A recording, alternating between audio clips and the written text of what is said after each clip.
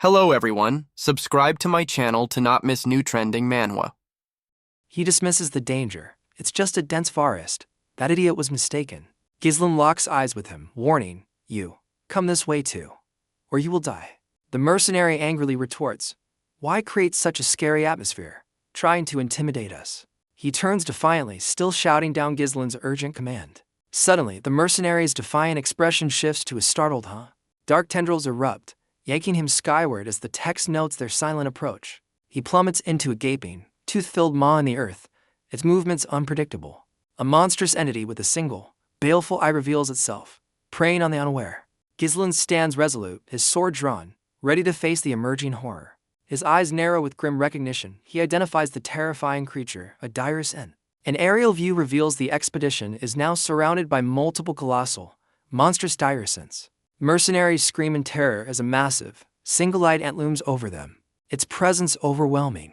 Panic erupts as the men shout, "We're gonna get eaten alive," run, desperately trying to flee. One direst ent, its eyes blazing, unleashes a devastating swipe with its shadowy tendrils. Several mercenaries are violently flung into the air by the monster's powerful attack.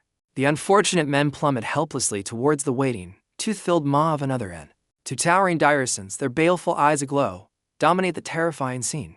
A muscular mercenary, caught by a dark tendril, screams for help as he's brutally slammed. An armored mercenary desperately swings his axe at the dark tendril, ensnaring Gordon, shouting for him to hold on. The axe strikes the tendril, but a blinding flash shows it barely makes a dent. The mercenary straining. He stares in disbelief, exclaiming, "It won't break. Why is this vine so sturdy?" Gordon, still trapped, watches with wide-eyed terror as the rescue attempt falters. The monstrous tendril yanks Gordon violently upwards, his scream echoing as he's pulled towards the direst ent. Ghislain, his powerful sword glowing in ethereal blue, leaps heroically towards the colossal ent. With a mighty swing, Ghislain unleashes a barrage of radiant slashes directly at the monster's single, baleful eye. Ghislain twists midair, channeling immense energy into his glowing blade for a decisive strike. His sword connects, a brilliant arc of blue light searing across the direstant's massive eye. The wounded direst ent rears back in pain as Ghislain lands, the battle far from over. Mercenaries watch in awe, realizing Ghislain targeted the ent's eye. Maybe their eyes are their weakness. A subtle, confident smirk plays on Ghislain's lips as he assesses the situation. Ghislain roars, his voice cutting through the chaos, "Get yourselves together." He commands, "Raise your shields and form a tight formation. Don't get caught by the vines. Focus on defense until we receive our next order." Ghislain directs, his hand gesturing decisively. The men huddle, shields up, as dark tendrils probe their defense, one vowing, "I ain't gonna die here." Ghislain turns to his subordinate, Kor, the oil lamps, as Kor confirms, "Yes, they're all here." "Good. Light the lamps and throw them at the monsters. Burn them down," Ghislain orders. A terrified mercenary shouts, "They're looking this way," as to monstrous ent eyes fixate on them. Ghislain bellows with fierce determination, "Now, throw them." Kor leads the charge, roaring as mercenaries hurl flaming oil lamps at the monstrous ents. A barrage of lit lamps soars through the dark forest, aimed at the towering creatures. The direstants effortlessly swat the fiery projectiles aside, their tendrils ablur. Ghislain and Kor watch in disbelief, their fire strategy instantly thwarted. One colossal ent looms menacingly, its glowing eye fixed on the vulnerable group below. A powerful, blue glowing axe appears, ready to meet the monstrous threat. A white-haired warrior, Ghislain, carves through incoming tendrils with his radiant axe, defending his comrades. Another elite, Belinda, her white hair flowing, prepares her own set of glowing blue claw-like weapons. Belinda leaps, aiming her shimmering blades with deadly precision at an ent's vulnerable eye. Ghislain issues new orders, Ghislain and Belinda, guard the men and prepare more lamps. Ghislain's sword hums with potent blue energy, ready for the fight. He declares, "I'll draw their attention," facing a direstant's incoming tendril assault. Belinda cries out in alarm, "Watch out, young master," fearing for Ghislain. Ghislain tightens his grip, steeling himself for the monstrous onslaught. He unleashes a sweeping slash, his radiant blade deflecting a barrage of dark tendrils. To colossal direstants, their malevolent eyes glowing, fixate on their target. Ghislain expertly weaves through a chaotic storm of whipping tendrils. An ent prepares a crushing blow, its shadowy form looming over Ghislain. Mercenaries gasp, those monsters have legs, fearing Ghislain will be stomped. Ghislain angles his glowing sword upwards, preparing a counterattack from below. Ghislain aims his radiant sword directly at the monster's vulnerable eye. The blade pierces deep, blue energy exploding from the direstant's wounded eye. Mercenaries watch as Ghislain becomes the sole focus of the colossal ents. Belinda seizes the moment, shouting, "Now, throw all your lamps." A fresh volley of lit oil lamps streaks towards the distracted giants. Flames erupt across the Dyrasons as the fiery barrage makes contact. The monster's glowing eyes widen amidst the spreading inferno. Kor and his comrade exchange triumphant grins, exclaiming, "Yes." Ghislain fiercely commands, "Keep throwing, don't stop." Ghislain, resolute, orders, "Until we burn them all down." As the ants blaze, a colossal Dyrus ant is consumed by a raging inferno, its silhouette dark against the blaze. Mercenaries stare in awe, one exclaiming, "Amazing, I didn't think we could fight back." Another soldier voices concern, "But isn't the entire forest going to burn down at this rate?" A cocky mercenary grins, "They ain't much. Of course trees are weak to fire." Ghislain turns, sharply warning, "Don't let your guard down. It's not over yet." As a soldier reacts in surprise, Ghislain's eyes narrow with grim understanding. They will now show their true appearances. Suddenly, a massive cloud of white steam erupts, engulfing the battlefield and pushing soldiers back. Confused mercenaries peer through the haze. What is the smoke? Is it steam? Is the fire out? Belinda and Ghislain turn anxiously towards Ghislain, calling out to their young master. Belinda urgently asks, "What's happening right now?" As Ghislain explains, "Their shells are weak to fire, but not their insides." Ghislain clarifies, "The fire burning the shell is meeting their moist flesh, causing steam." Through the dissipating steam, shadowy, monstrous forms begin to emerge. The Dyrasons' true, horrifying appearances are revealed, grotesque. Fleshy bodies with gaping maws. Ghislain, and Belinda stare up as the transformed monsters loom, their petals now like monstrous jaws.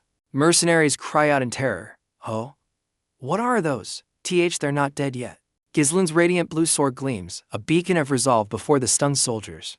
He turns, raising his blade high, "Attention, everyone. Raise your weapons." Ghislain faces the monstrous flora, his glowing sword poised as he prepares for the next phase. He announces grimly, "From now on, this is a close-quarters battle. Charge." Ghislain lunges forward, his blue eyes blazing, leading the assault against the terrifying creatures. Ghislain holds his radiant sword aloft, commanding, "Raise your weapons." He strides forward, his glowing blade pointed towards a monstrous, gaping maw. With fierce determination, Ghislain bellows, "Charge," his blue eyes alight. The mercenaries watch as their young leader single-handedly rushes a colossal, multi-eyed horror. Fear grips the soldiers, close quarters against those, "They'll stomp us to death." Kor grins fiercely, "We were waiting for this." Cherber's mercenaries, "Charge." Belinda watches Ghislain rush ahead, calling out, "Young master, be careful." Ghislain turns to the still hesitant mercenaries. "What are you all hesitating for?" As Ghislain's blade meets the monster, Ghislain reminds them, "This is an order from young Lord Ghislain." Ghislain, his expression stern, firmly states, "Trust him." The mercenaries exchange uncertain glances, their resolve wavering. One burly soldier roars, "Screw it. Let's trust him and follow his order," leading a renewed charge. Ghislain rallies them, "Their burnt bark is gone. Cut them down, do not be afraid." Kor grins savagely, "They're just huge targets now. Annihilate them." As Belinda and Ghislain prepare, the battlefield erupts into a frenzy as soldiers clash with the grotesque creatures. Ghislain's gaze hardens, understanding that hesitation means death. He declares his purpose, "My role is to eradicate all hesitation from my followers." His radiant blade tears through the monster's fleshy maw, dark ichor spraying. Ghislain unleashes a devastating upward strike, cleaving through the beast. Standing victorious, he aims to instill the will for making the impossible possible. Ghislain stands amidst the carnage, his key allies nearby as soldiers survey the fallen Dyrasons. Exhausted mercenaries gasp in disbelief. We killed them all of those monsters." Ghislain turns his back to the fallen beast, issuing a sharp command to his troops, "Line up." He strides past the assembled soldiers, his cape billowing, a slain monster behind him. Ghislain addresses them, "This is the forest of beasts. We're only at the entrance. Yet it's swarming with Dyrasons." The mercenaries listen intently, their faces etched with a mixture of fear and weariness. Facing his men, Ghislain offers reassurance, "But fret not." He boldly proclaims, "I'll always be standing at the forefront." Ghislain's gaze is resolute as he implores them, "Trust and follow after me." The soldiers look up, their expressions shifting as his words begin to instill new confidence. Inspired, the soldiers roar in unison, "Yes, sir." Amidst the shadowy trees, their renewed resolve is immediately tested as new monstrous threats emerge from the forest. Kor grins, relishing the fight as he faces a horde of savage, red-skinned beasts. Belinda gently wipes blood from Ghislain's cheek, her concern evident. Suddenly, terrifying winged creatures with glowing red eyes dive towards the panicked soldiers. A colossal, hippo-like monster with a gaping maw charges the beleaguered mercenaries. Overwhelmed, a soldier cries out, "Damn it, what the hell is that now?" The monsters are endless. Ghislain and Kor stand resolute, preparing to face the onslaught alongside their men. Kor leaps into action, his blade slicing deep into the massive beast leg. The wounded monster stumbles, its immense body toppling towards the terrified soldiers below. Ghislain bravely plants his shield, bracing for the colossal beast's impact. Ghislain's radiant blade streaks down in a flash of blue light. He skewers the monster's head, pinning its massive body to the ground. Ghislain, atop the fallen beast, checks his men, who confirm they're alive. The soldiers form a tight shield wall, roaring defiance at unseen threats. Ghislain and Kor acknowledge the troops' improved combat readiness to Ghislain. Ghislain orders his men forward, their voices echoing in a unified "Yes, sir." One soldier, panting heavily, stares wide-eyed at their relentless leader. He internally despairs. Everyone's gone insane. Crazy bastards in this crazy forest. The path ahead reveals a hellish, fiery landscape, promising even greater perils. After their fiery ordeal, Ghislain leads his weary men to a serene, moonlit lake shore. Parched soldiers eagerly rush to the clear water, exclaiming, "It's a lake. I'm so thirsty." Belinda voices her concern to Ghislain. "That's dangerous. You don't know what might come out from there." Ghislain confidently states, "We've taken the right path. This lake is the most important milestone to the Runestone mine." Under the bright moon, Ghislain commands, "Set up the camp by the lake." The mercenaries establish their camp along the shore, taking a much-needed break. Around a crackling fire, soldiers grumble about their perilous journey, yet find solace into uneventful nights. Suddenly, the quiet chatter is broken as one soldier exclaims, "What?" Focusing on the campfire. A burly soldier named Manus suggests, "You want us to sneak out of this forest with you?" Met by disbelief, Manus grins, reasoning, "We don't need to risk our lives here anymore. Our lives matter more than money, no." One soldier protests, "We've come this far already. The employer said we're almost there." But Manus scoffs, "You believe his words, gullible idiot." Manus declares, "Our employer's a well-known scoundrel, pioneering this forest for his own ambitions." An eye-patch-wearing soldier interjects, "We've already been paid, and he saved our lives multiple times." Manus argues, "He's a good fighter, I admit, but we've just been lucky. One mistake, and we all die." He sneers, "He'll use us as meat shields when things get dire. You know nobles are all the same." The burly soldier hesitates, "Well, I mean, you have a point," but as others look uncertain. Manus grins internally, "Yes, they're scared now. Going back alone is suicidal. I'll use you as bait if I need to." The eye-patch soldier retorts, "So, you're saying we'd all be dead already if it weren't for the employer?" He points towards Ghislain's group, urging, "Take a look over there." Close up, gentle hands apply a soothing ointment to a wounded arm. Ghislain carefully tends to a soldier's wound, Belinda observing as he advises, "Make sure water doesn't seep into your wound." Belinda questions Ghislain using costly medicines on the men, but he calmly replies, "This is what they're meant to be used for." Ghislain calls for the next soldier, while one of Manus's listeners looks on in stunned silence. The eye-patch soldier passionately argues, "The medicines the employer's using on us are more expensive than us. Would he do that for meat shields?" Another soldier chimes in, "That's right, he's different. I don't think he'd abandon us." As Manus's group looks conflicted, Manus internally seethes, "Damn that geezer for hindering me." Realizing his plan to sway the men is failing, Ghislain approaches the campfire, ordering, "Stop the chit-chat and make sure to rest," to which they readily agree. Ghislain then turns to Ghislain and Kor, stating, "There's something we need to talk about for a moment." Kor questions Ghislain's leniency towards the dissenter, but Ghislain dismisses the immediate threat. He can't do anything due to the monsters. Ghislain shifts focus. "More importantly, there's something I need to confirm right now." Glancing towards lantern-lit barrels, Kor questions Ghislain's order to count lamps, Ghislain reporting 24. Ghislain, with a knowing look, states, "As expected, we're missing a few." He recounts the relentless monster attacks, noting their sudden absence these past 2 nights. Belinda and Kor exchange alarmed glances, realizing the implication. Ghislain grimly concludes they've entered the domain of a powerful nocturnal beast. Ghislain turns, confirming Ghislain's ominous deduction with a simple correct. He gazes up at the menacing, dark forest canopy looming over their camp. Ghislain's expression hardens as he declares, "The real danger begins now." The moonlit camp, with its few lit lanterns, feels eerily quiet under the vast night sky. While most soldiers rest, Manus lies awake, a silent tension hanging over the camp. Manus remains awake, his muscular form tense in the oppressive darkness. His eyes narrow, a flicker of movement making him question, "HM?" Suddenly, a camp lantern eerily lifts into the air, startling the burly soldier. Manus scrambles backward, shouting, what the? Why is the lantern flying? Nearby, a horrifying, multi-eyed tendril lunges at another soldier's terrified face. The sudden, monstrous assault throws the other mercenaries into shocked panic. Monsters, Manus roars, get away from me, as shadowy figures close in. He thrashes his weapon wildly, screaming, I said, get lost, at the grotesque attackers. Ghislain's group rushes onto the scene, their leader demanding, what's going on, Gordon? As Manus fights, a pale and breathless Manus explains, there was a monster beside me just now. Ghislain and his companions stare at Manus, questioning, what are you saying? One of them calmly tells the frantic Manus, there's nothing around you. Manus stares back in disbelief, exclaiming, nothing. A soldier dismisses it as a nightmare, but Manus frantically insists, and no, that's not. Ghislain, now addressing the group, gravely states, it's not just sleep talking. He reveals, I woke to a strange presence, then saw a lantern vanish before my eyes. Other soldiers now murmur agreement, one exclaiming, I heard a creepy laugh, man. As Manus looks on, bewildered. Ghislain's expression is grim as he announces, one thing is for sure. He gazes into the menacing forest, declaring, there certainly is something around here.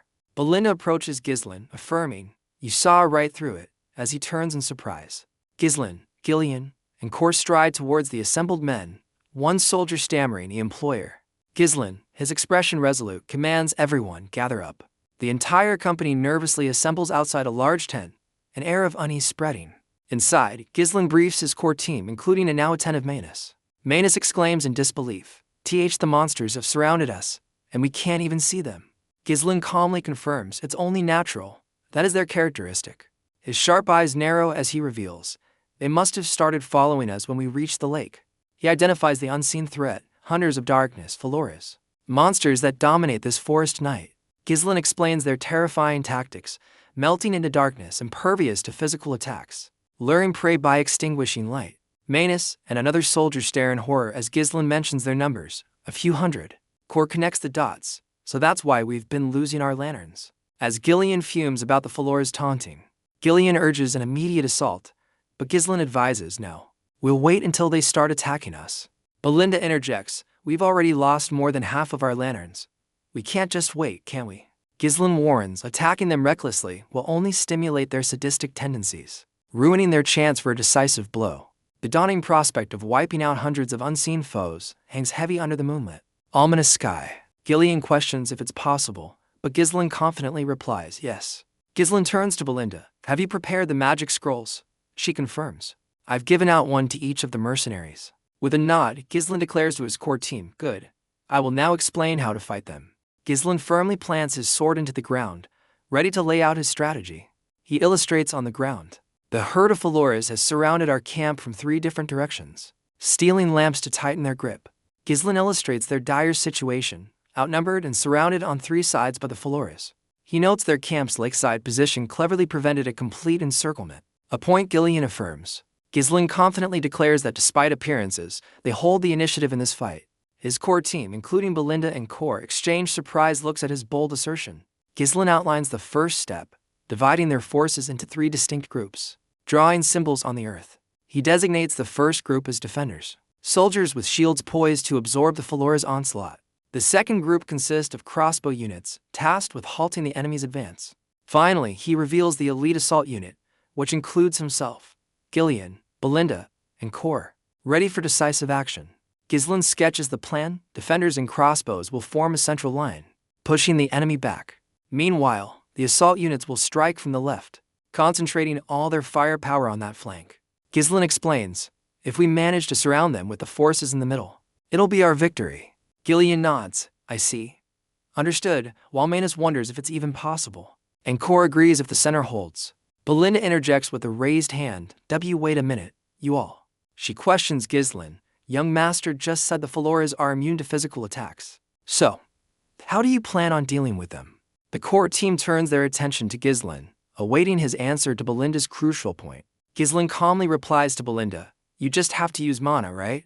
Don't worry about that. Belinda, with a slight smirk, Ghislain reminds them we have the magic scrolls.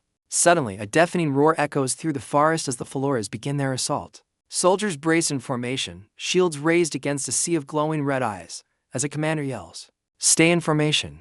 Their last lamp is extinguished, plunging them into darkness as a soldier cries, "As something's coming," amidst encroaching tendrils. Ghislain recalls a critical entry from the Delphine's pioneer journal. The journal revealed the Falora's crucial weakness, extreme vulnerability to light. Ghislain, recalling how intense light exposed their true forms, shouts, "Now." Belinda and Gillian immediately activate their first circle magic scrolls, which begin to glow. Kor and Manus also unleash the power of their scrolls, blue energy flaring. Beams of pure light erupt from the activated scrolls, piercing the darkness. A multi-eyed Falor screeches, caught off guard by the sudden illumination.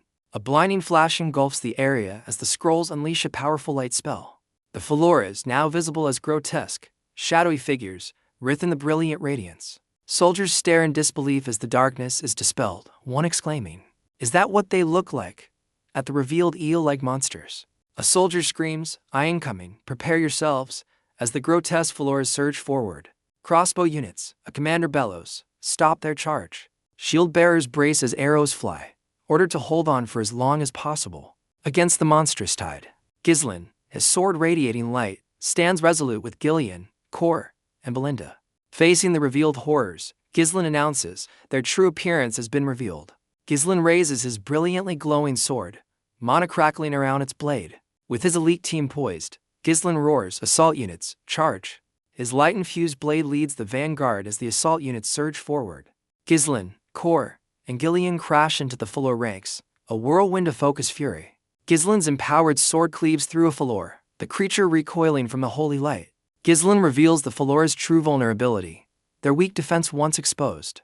Cut their numbers down as much as possible, Ghislain commands, his team roaring in agreement. Gillian bravely draws the Falora's attention, absorbing their ferocious attacks. Kor dives into the fray, his swift movements disrupting the monstrous horde.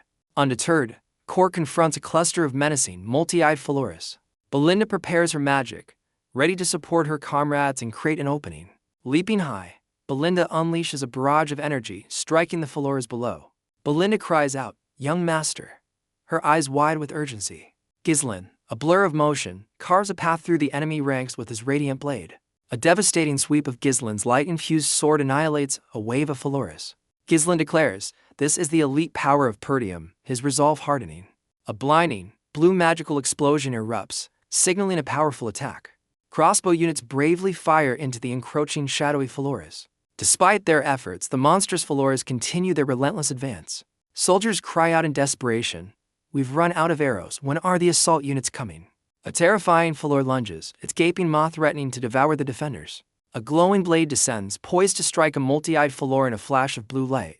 The elite assault team, a whirlwind of motion, cuts through the monstrous horde. Ghislain, flanked by his core team, acknowledges the defenders, "You've done well." Relief washes over the soldiers as they exclaim, It's the employer, we're saved." Ghislain orders, "Widen your formation and surround them. It's our turn to overrun them." A grotesque, multi-eyed Falor rears back, caught in the shifting tide of battle. Suddenly, the Faloras turn tail, a soldier exclaiming, They're running away." Ghislain observes their retreat, noting, "The Faloras are quite quick-witted." He tasks Belinda, "Find their leader. The one with the horn is sending retreat signals." As his team debates chasing, Ghislain warns the Faloras will return to harass them for days. Ghislain declares, "We must wipe them out here. Their system collapses without their leader." Belinda looks at Ghislain, a thoughtful expression crossing her face. As she prepares, Belinda internally remarks on Ghislain, "He's changed a lot." With a determined "understood," Belinda readies her power, blue energy swirling around her. Belinda gracefully leaps, using a tree branch as a springboard. Her eyes, sharp and focused, scan the chaotic battlefield below. Soaring high, Belinda spots her target amidst the writhing Falor masses. A monstrous, multi-eyed Falor with a prominent horn comes into view. "The one with the horn," Belinda exclaims, her whip already in motion. Her whip expertly snares the horned Falor leader, yanking it upwards. "Found it, young master," Belinda calls out, presenting the captured leader. Ghislain, his sword glowing intensely, responds with a grim, "There you are." He digs his heel into the earth, blue energy surging around him. Ghislain unleashes a devastating beam of light, carving a path towards the leader. Ghislain, a blur of motion, bisects the horned Falor leader with his radiant blade. His sword still embedded, Ghislain declares with cold finality, "It's over." The monstrous leader plummets, its reign of terror ending as Ghislain lands. Surrounded by fallen Faloras, Ghislain stands as the remaining creatures falter in disarray. Their leader is dead, Ghislain roars, wipe them out, don't spare a single one. Emboldened soldiers surge forward, their spirits renewed, ready to finish the fight. You'll regret trying to hunt us down, a soldier yells, spear aimed at the disorganized Flores. Cerberus mercenaries join the charge, eager to prove their mettle against the enemy. Dawn breaks over the battlefield, or perhaps a final, brilliant magical assault illuminates the scene. A Flore is decisively impaled by a glowing blue blade, its dark form obliterated. Ghislain, surrounded by his victorious team and fallen Flores, declares, "This is the last one." With a confident smile, Ghislain announces, "Well done, everyone. It's our victory." The soldiers erupt in cheers, swords raised high, celebrating their survival and triumph. Relief and joy flood the soldiers' faces as they cry out, "We survived, we won." Belinda and Gillian check on Ghislain, who commends them. "You all did well, too." Ghislain issues new orders, Belinda for a head count, Cor to gather Cerberus for a grim task. Cor questions Ghislain's plan to spread Flore corpses, wondering about its purpose. Gillian explains to a surprised Cor that the corpses will make the camp safer, calling him kid. Cor bristles at Gillian's remark, challenging the older warrior as Ghislain observes. Ghislain reflects on their journey. "It's been around 10 days since we entered the Forest of Beast." Ghislain mentally reviews his map. With the Flores gone, all dangers on my route are eliminated. He gazes at the bright, distant sun, a symbol of their hard-won peace. A lingering doubt crosses Ghislain's face as he wonders, is it over?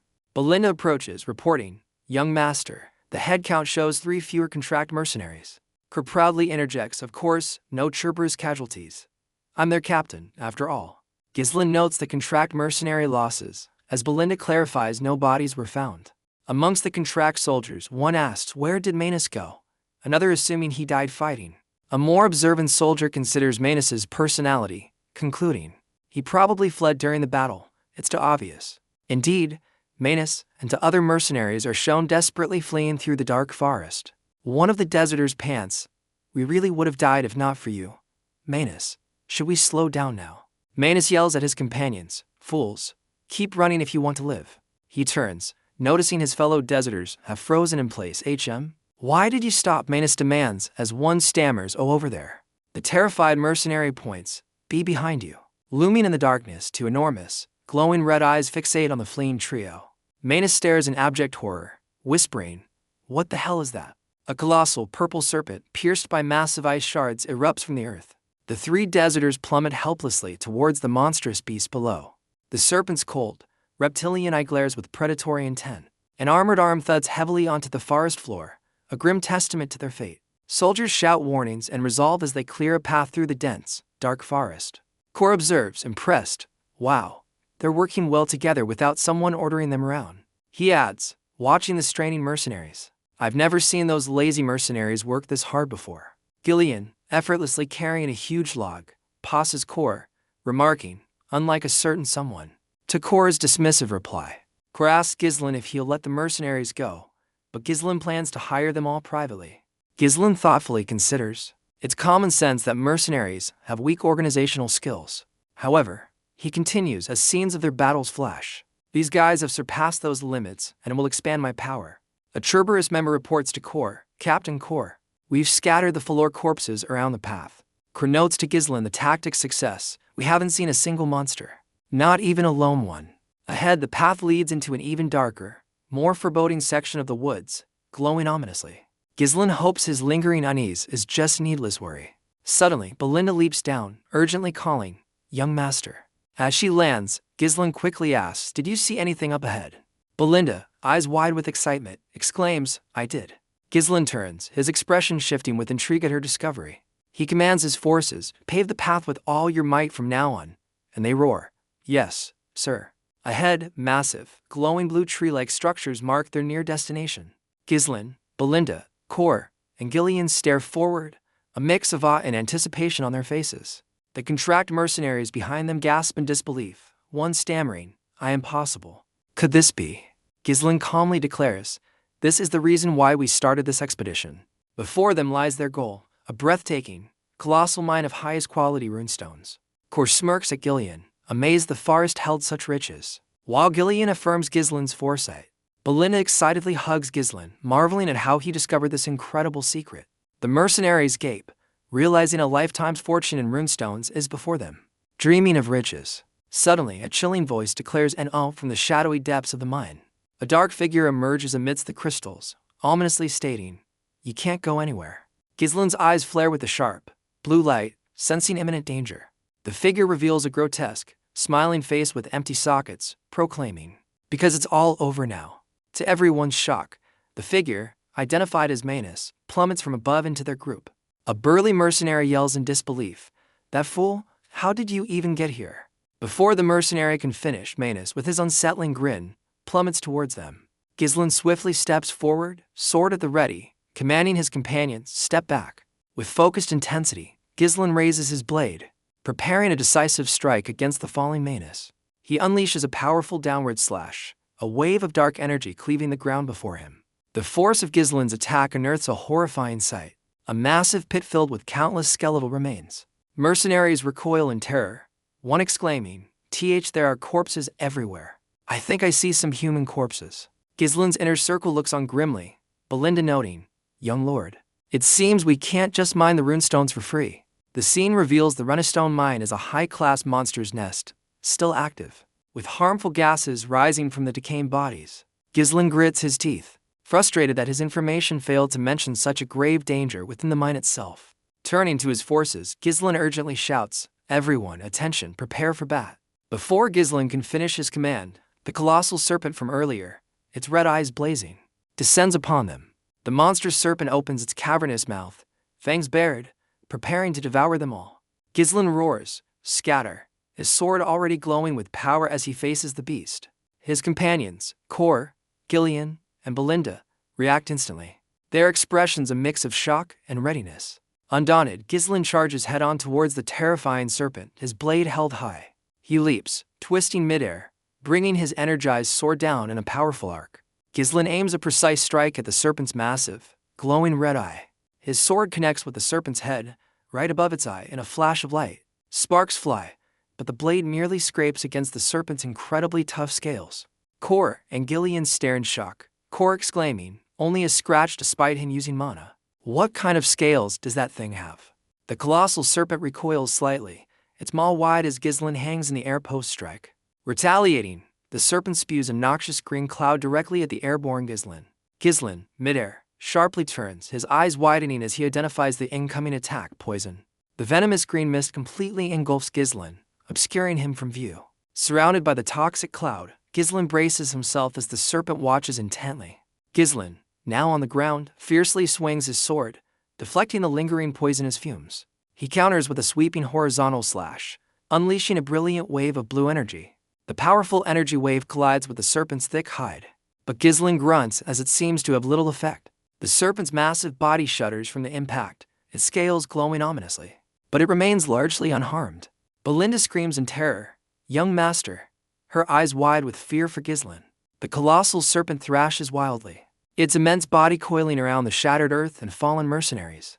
Mercenaries scream in terror, "Watch out, it's trying to squash us," as they scramble for safety. Kor, Gillian, and Belinda brace themselves, caught in the whirlwind of the serpent's devastating attack.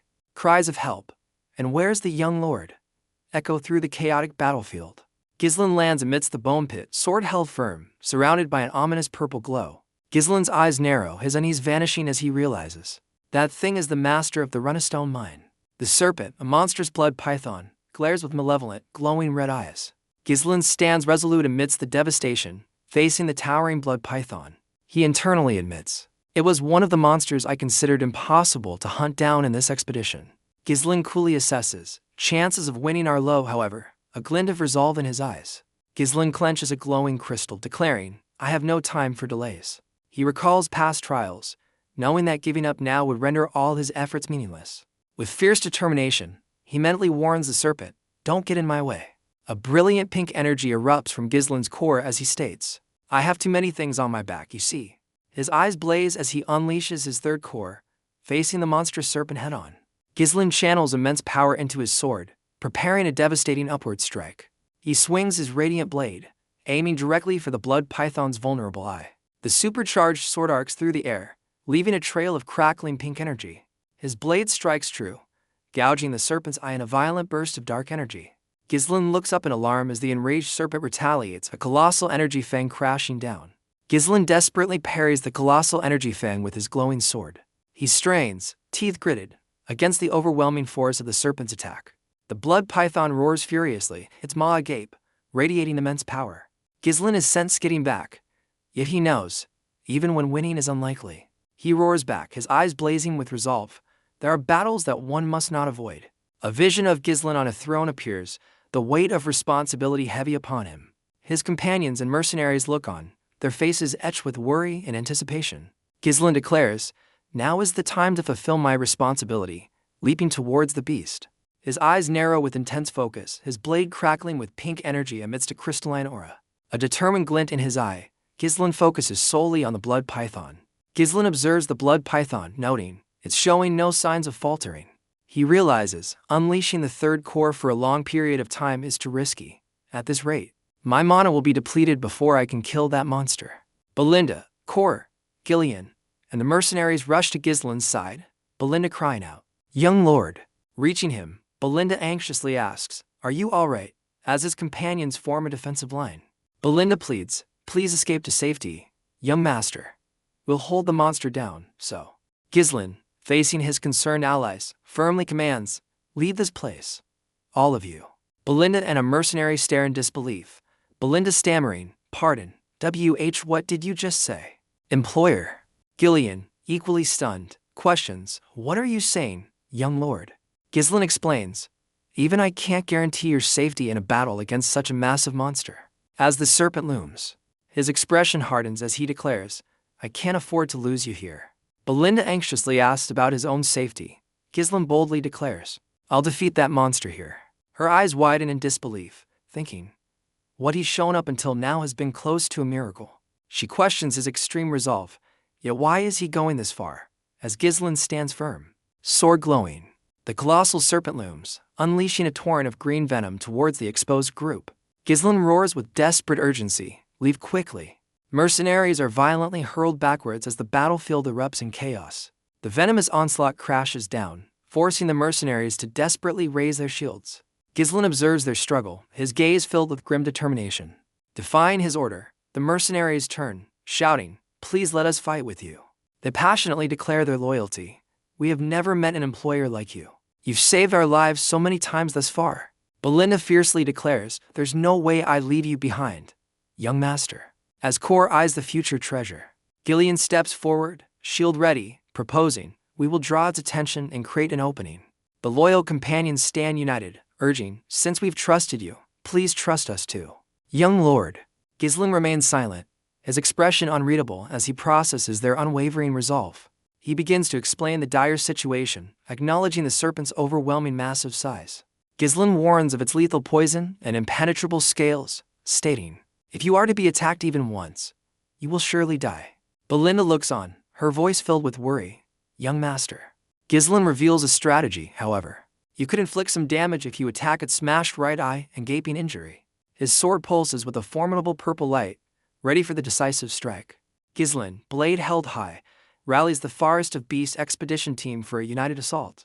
Ghislain rallies his team with a solemn vow, "Let us all return alive." The mercenaries roar, "Yes, sir," as the blood python lunges, its fang maw wide.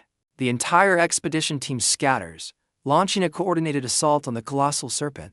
Kor leaps high, bringing his blades down towards the serpent's head as Ghislain attacks from the side. Ghislain, eyes blazing with blue energy, unleashes a powerful blow with his axe. His strike connects, creating a shockwave as he aims for the serpent's already damaged eye. Ghislain, sword glowing ominously, closes in on the serpent's remaining intact eye. He soars through the air, cape billowing, preparing to blind the beast completely. Ghislain grimly acknowledges, "Not everything goes my way even if I know the future." Yet he resolves, however, "If I don't take action, many will die." As mercenaries swarm the serpent's wound, Ghislain declares, "And I won't let that happen," as the serpent writhes, spewing dark energy. He vaults onto the colossal serpent's head, his purple sword poised for a critical strike.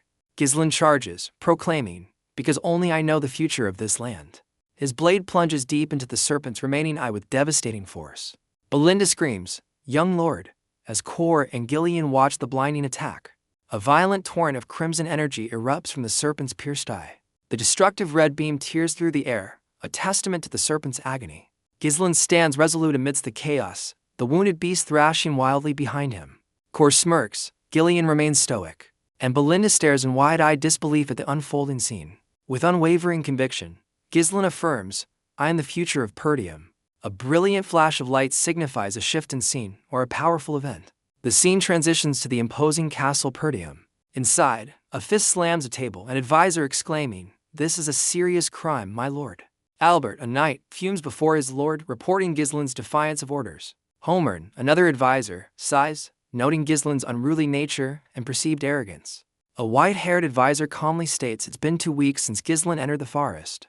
He laments they could have stopped Ghislain if Scoven hadn't made a false report, showing Scoven imprisoned. Albert insists they can't let this slide, urging the Lord to act before Ghislain causes more trouble. The Lord, with a stern expression, silently considers the name Ghislain. Suddenly, a guard burst in, shouting, "My lord," interrupting the tense discussion.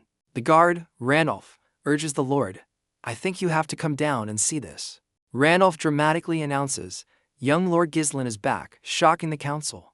Ghislain strides purposefully towards the majestic castle Perdium, his return imminent. He enters the grand chamber, facing his father and the stunned advisors.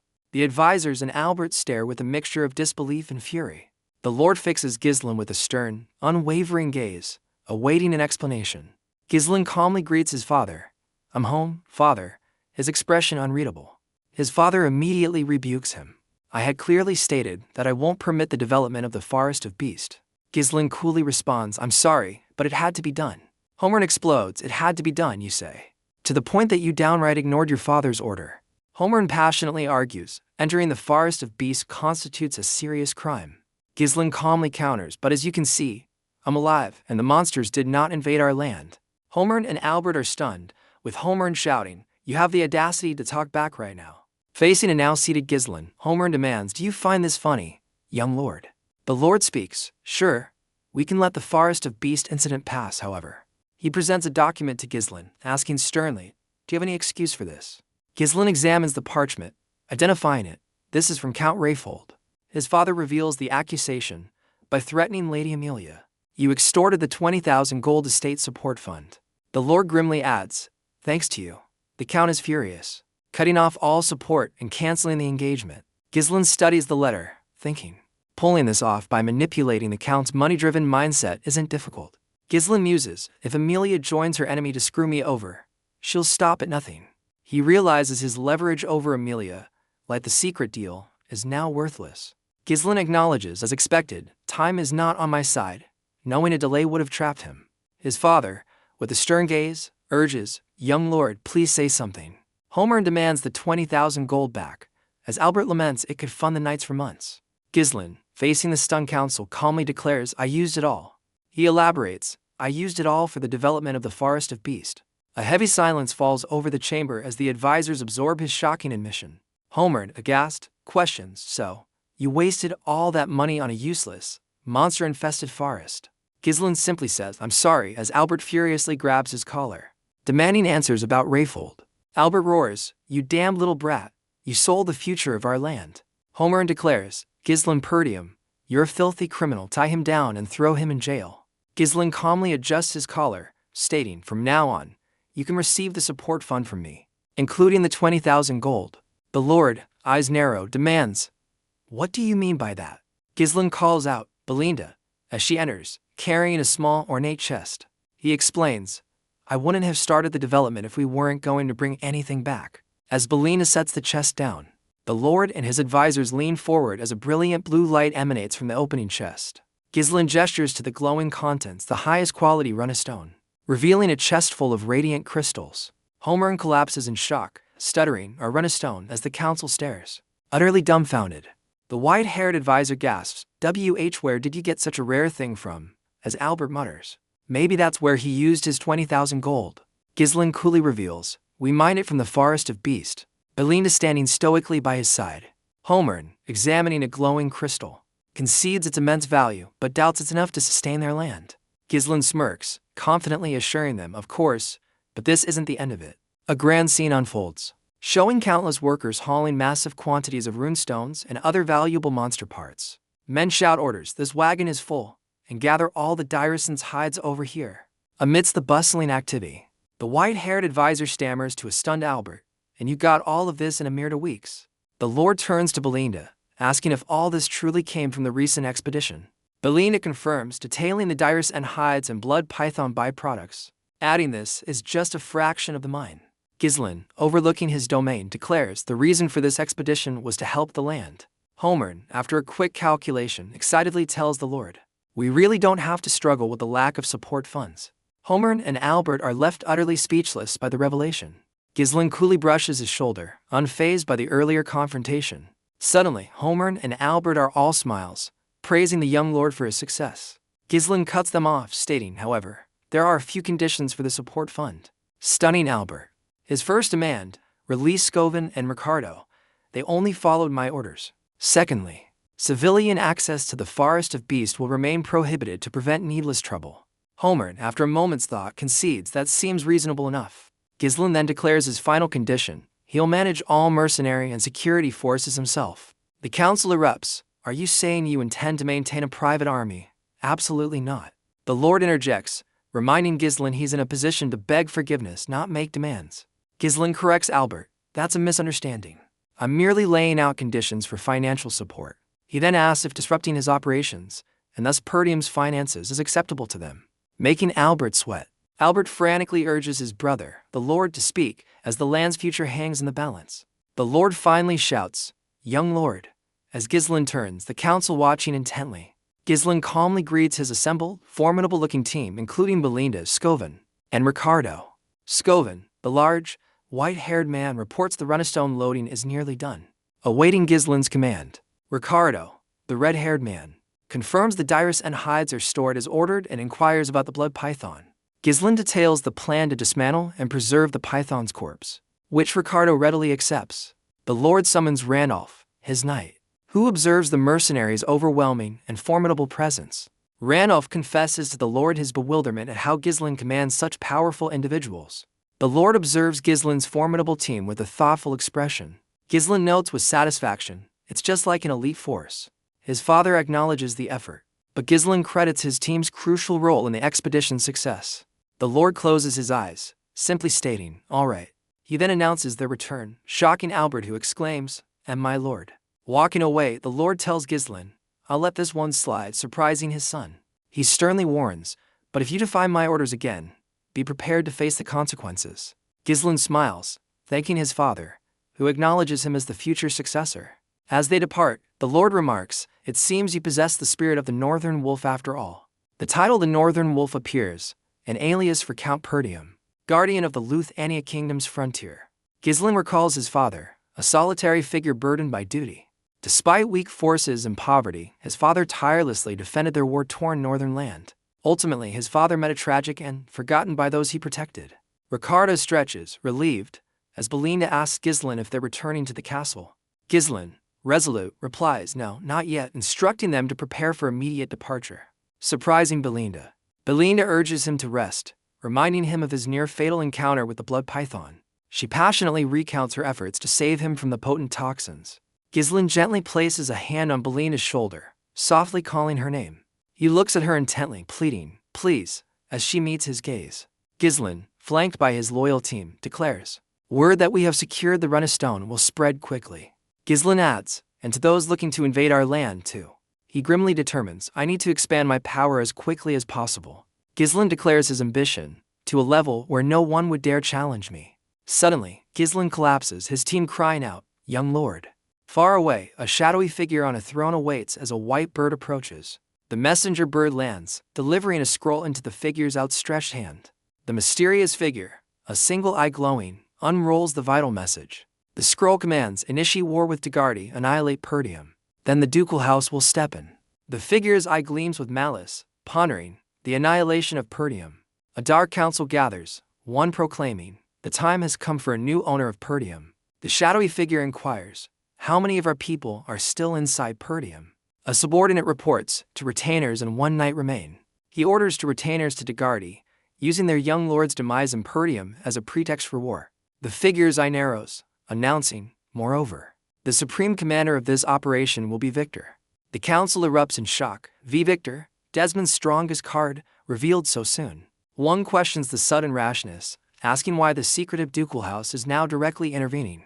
The leader reveals the critical reason: because of the forest of beasts. He clenches his fist, declaring, all decisions were made by Duke Delphini. Do not question any orders. A stern, blue-haired man with piercing eyes commands, prepare for the war. This formidable figure is revealed. Count Desmond, Harold Desmond, ready to lead the charge. Count Desmond, with a piercing gaze, questions if others know of their clandestine plans. Elsewhere, a noble woman collapses in despair, crying out Ghislain Perdium's name. Her loyal, blue-haired attendant comforts her, addressing her as my lady. She seethes. Ghislain, that bastard, secured a runestone mine with my 20,000 gold.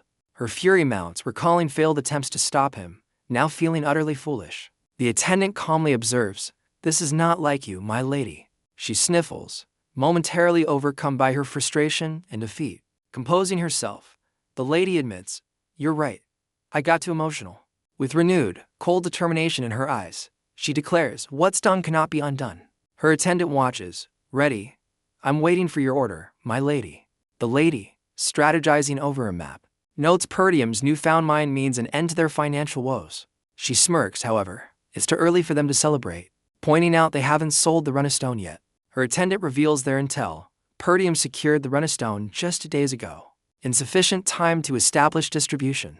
With a glint in her eye, the lady declares, we will exploit that weakness. Certain of their next move, the attendant questions their target, but she confidently states there's only one place Ghislain would sell.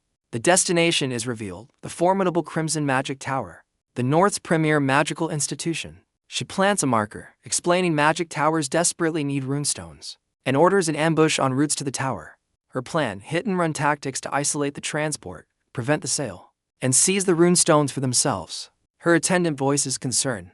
But in the north, there's also the Flame Magic Tower in Bryven's territory. The lady scoffs, claiming the Flame Magic Tower is declining, and money-obsessed Ghislain would choose Crimson's better offer. The lady, eyes blazing with fury, vows, this time, I will take everything from you. Her target is clear, Ghislain Perdium, as a distant castle looms. Meanwhile, Ghislain lies bandaged, his body racked with the aftermath of his ordeal. He recalls the terrifying maw of the blood python during their near-fatal clash. The monster serpent, a predator, had begun preparing to digest its prey. Trapped inside, Ghislain fought against the python's dissolving venom. His third core's mana burned the acid, but lethal toxic fumes filled the space. At this stage, most would succumb, losing consciousness or life itself. Yet Ghislain grits his teeth, determined, I have to endure it. Otherwise, it's all over. He knows this expedition, everything he holds dear, and the very future depend on his survival. Ghislain, trapped, decides if it's not possible to evade being poisoned, then I'll make it mine. He resolves to direct every bit of invading venom into his mana core. The 3 glowing orbs of his mana core begin to absorb the toxic energy. Fierce mana rotation within his core starts neutralizing the venomous power. This delicate manipulation is a feat only those in the realm of superhumans can achieve. The absorbed venom will now serve as an alternative fuel, ready for a mana explosion. Suddenly, Ghislain awakens, bandaged and lying in a bed, looking around. He sits up, surprisingly declaring, I feel refreshed. Confused, he wonders, is this my room? What happened? Recalling his father's forgiveness, he's startled to see a young, blonde-haired girl sitting by his bedside. The girl suddenly throws her arms around Ghislain, startling him. She reveals he passed out for the whole days right after returning. With a gentle smile, she greets him, Hi, brother. Ghislain, surprised, utters her name, Elena. Elena then firmly pushes him back down onto the bed with surprising strength. She quickly turns and shouts, Belinda, he's awake.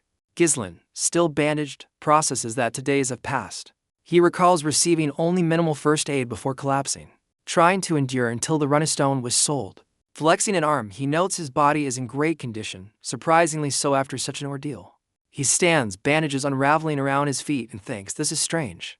Ghislain notices his resilience has greatly improved, and his total mana has increased. A faint glow emanates from his chest as he wonders, the property of my mana has changed. He theorizes the blood python's energy merged with his mana core while neutralizing its poison. This method of power absorption is something he never encountered, even in his past life. Though unintentional, he muses that risking his life was certainly worth it, but he still needs to verify a few things. Clenching his fist, he realizes, with this method, I could grow dozens of times faster. After a moment of thought, Ghislain turns and walks towards his wardrobe. He begins to dress, stating, for now, though, selling the runestone takes priority. Aware that word may have spread, with determined eyes, he decides, I need to call the mercenaries first. Hearing a sound, he turns to the door. Belinda, there's no need to knock. A booted foot steps through the doorway, signaling an arrival. His father, Elena, and Belinda enter the room, their expressions varied. The imposing figure of his father confirms, you're awake. Ghislain, taken aback, stammers at father. His father asks about his well-being, having heard about the blood python. To which Ghislain affirms he's fine. A wave of relief washes over his father's face. Belinda then voices her concern, checking on Ghislain, who reassures her. His father interjects, calling Ghislain's name, drawing his attention. He then asks Ghislain if he has a moment to talk. With a serious gaze, his father reveals, I have a request for you. Ghislain looks surprised, questioning a request. His father leads him into a vast, circular training facility, both holding swords. Ghislain internally notes, training facility with father, huh? This is the first time I ever had one-on-one time with him.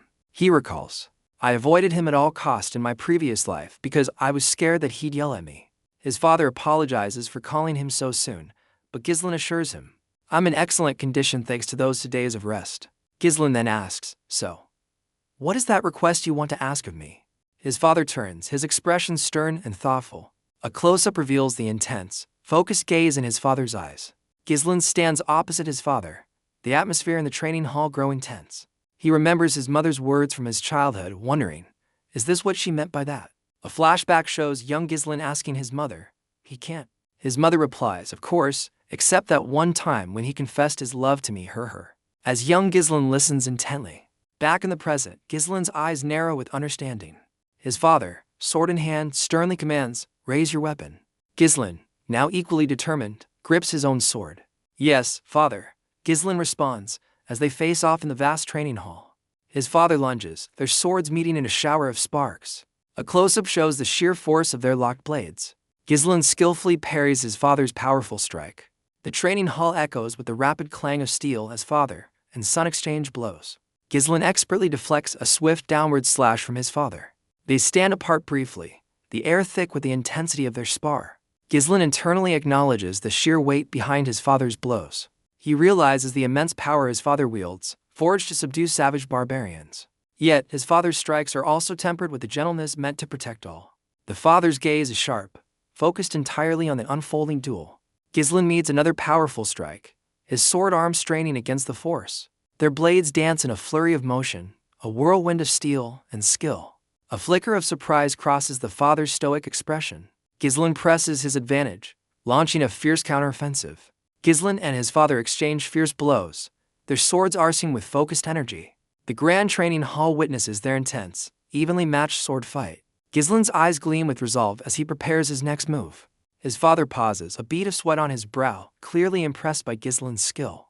Lowering his weapon, the father acknowledges, you have improved a lot. A hint of a smile touches Ghislain's lips as he replies, thank you. Ghislain's expression turns serious, anticipating his father's next words. His father offers tactical advice, noting Ghislain's strength but also his readable intent. Ghislain thoughtfully considers his father's critique. Is that so? A sudden realization dawns on Ghislain. This is his first real guidance. Ghislain reflects, my swordsmanship is instinctual, born from real combat and experience. He realizes his father precisely identified flaws from his lack of formal training.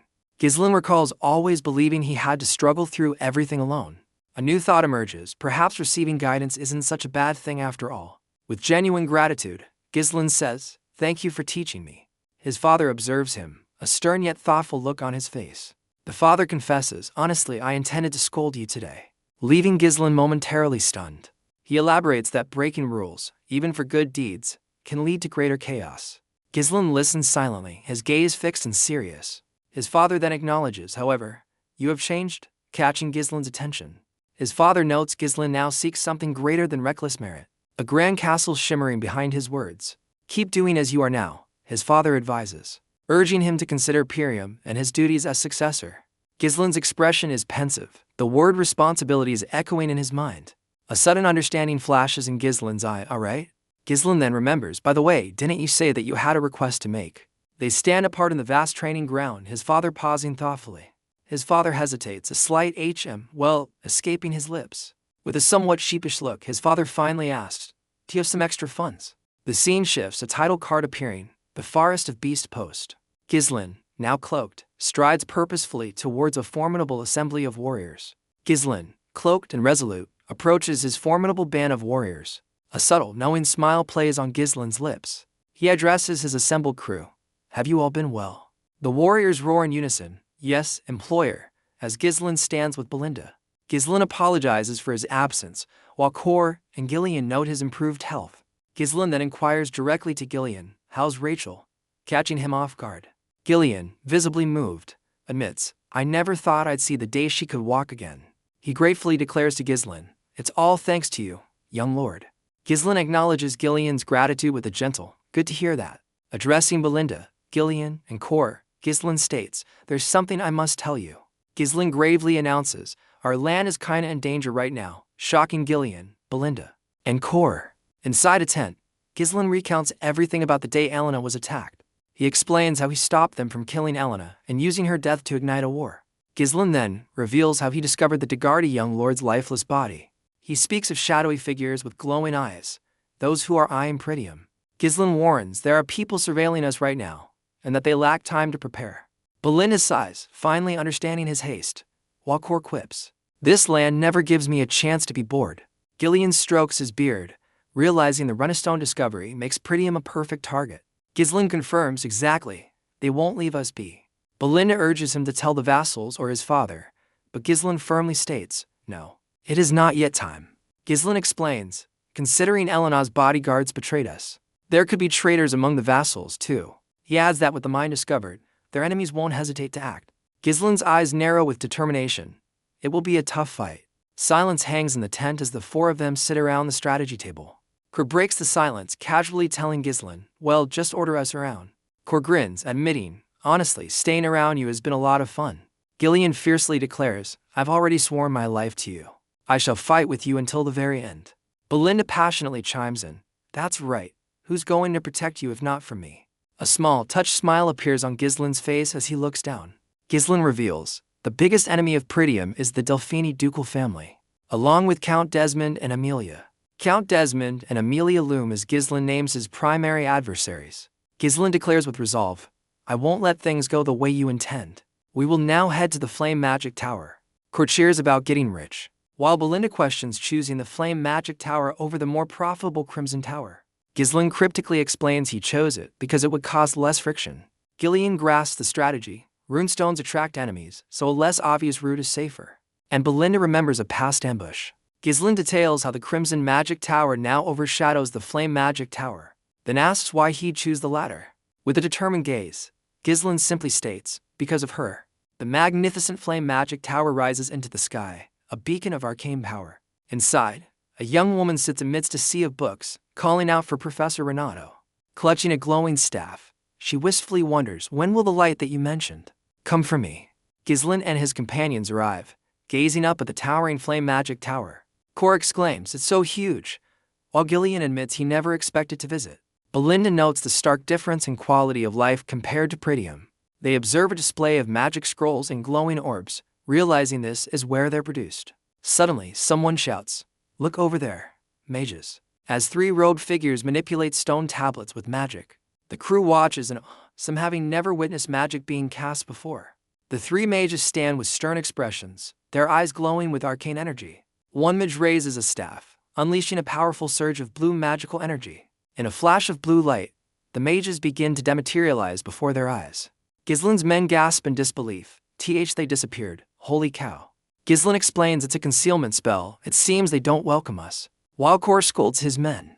Belinda notes the magic tower's impressiveness, even though it's no longer at its peak. As Gillian mentions Brivant's wealth, Ghislain gazes ahead, cryptically remarking, on the surface, yes. The once glorious Flame Magic Tower stands tall, a shadow of its former self, now fallen into ruin. Their procession, including a large cart, steadily approaches the imposing main gate of the tower. We're here, Ghislain announces, as Cor gawks at the tower's immense height from up close. Belinda looks around, puzzled, asking, where are the gatekeepers? Discarded suits of armor and a weapon lie scattered, as if the guards simply abandoned their post. Suddenly, a voice from above shouts, back off, startling Ghislain, Belinda, and Cor. The empty suits of armor begin to glow with blue energy, magically reassembling themselves. An empty suit of armor, glowing with blue magic, menacingly grips a massive battle axe. Two enchanted armors cross their glowing axes, barring the entrance to the tower. From the tower walls above, a mage shouts down, "Not anyone can enter the magic tower." The mage, staff aglow, fiercely demands, "Reveal your identity and business." Belinda observes the mages controlling the armor, remarking on their unwelcoming reception. Ghislain boldly announces, "This man here is Ghislain Perdium, the young lord of Perdium," catching a mage's attention. He then demands, "Bring me the trade officer. We've brought in some fine goods." The mage on the wall scoffs dismissively, "We're not buying," though a flicker of surprise crosses his face. Belinda retorts indignantly, "Hey, you haven't even looked at it yet." The mage sneers, calling Perdium the beggar's land and their goods garbage, refusing to waste his time. The enchanted armors aggressively command Ghislain's party, "Get lost." Belinda fumes, "Who are you calling beggars?" while Ghislain calmly asks Ghislain for his decision. Ghislain remains silent, his blue eyes fixed on the mages above. Ghislain reveals a glowing blue crystal, coolly asking the mage, "Are you sure about that?" He holds up the brilliant runestone. "If you call yourself a mage, surely you know what this is." The mage on the wall stares down, a flicker of confusion crossing his face. His eyes widen in disbelief, the reflection of the crystal shining as he stammers, "Our runestone." The mage then spots the entire cart, realizing it's filled with the precious glowing crystals.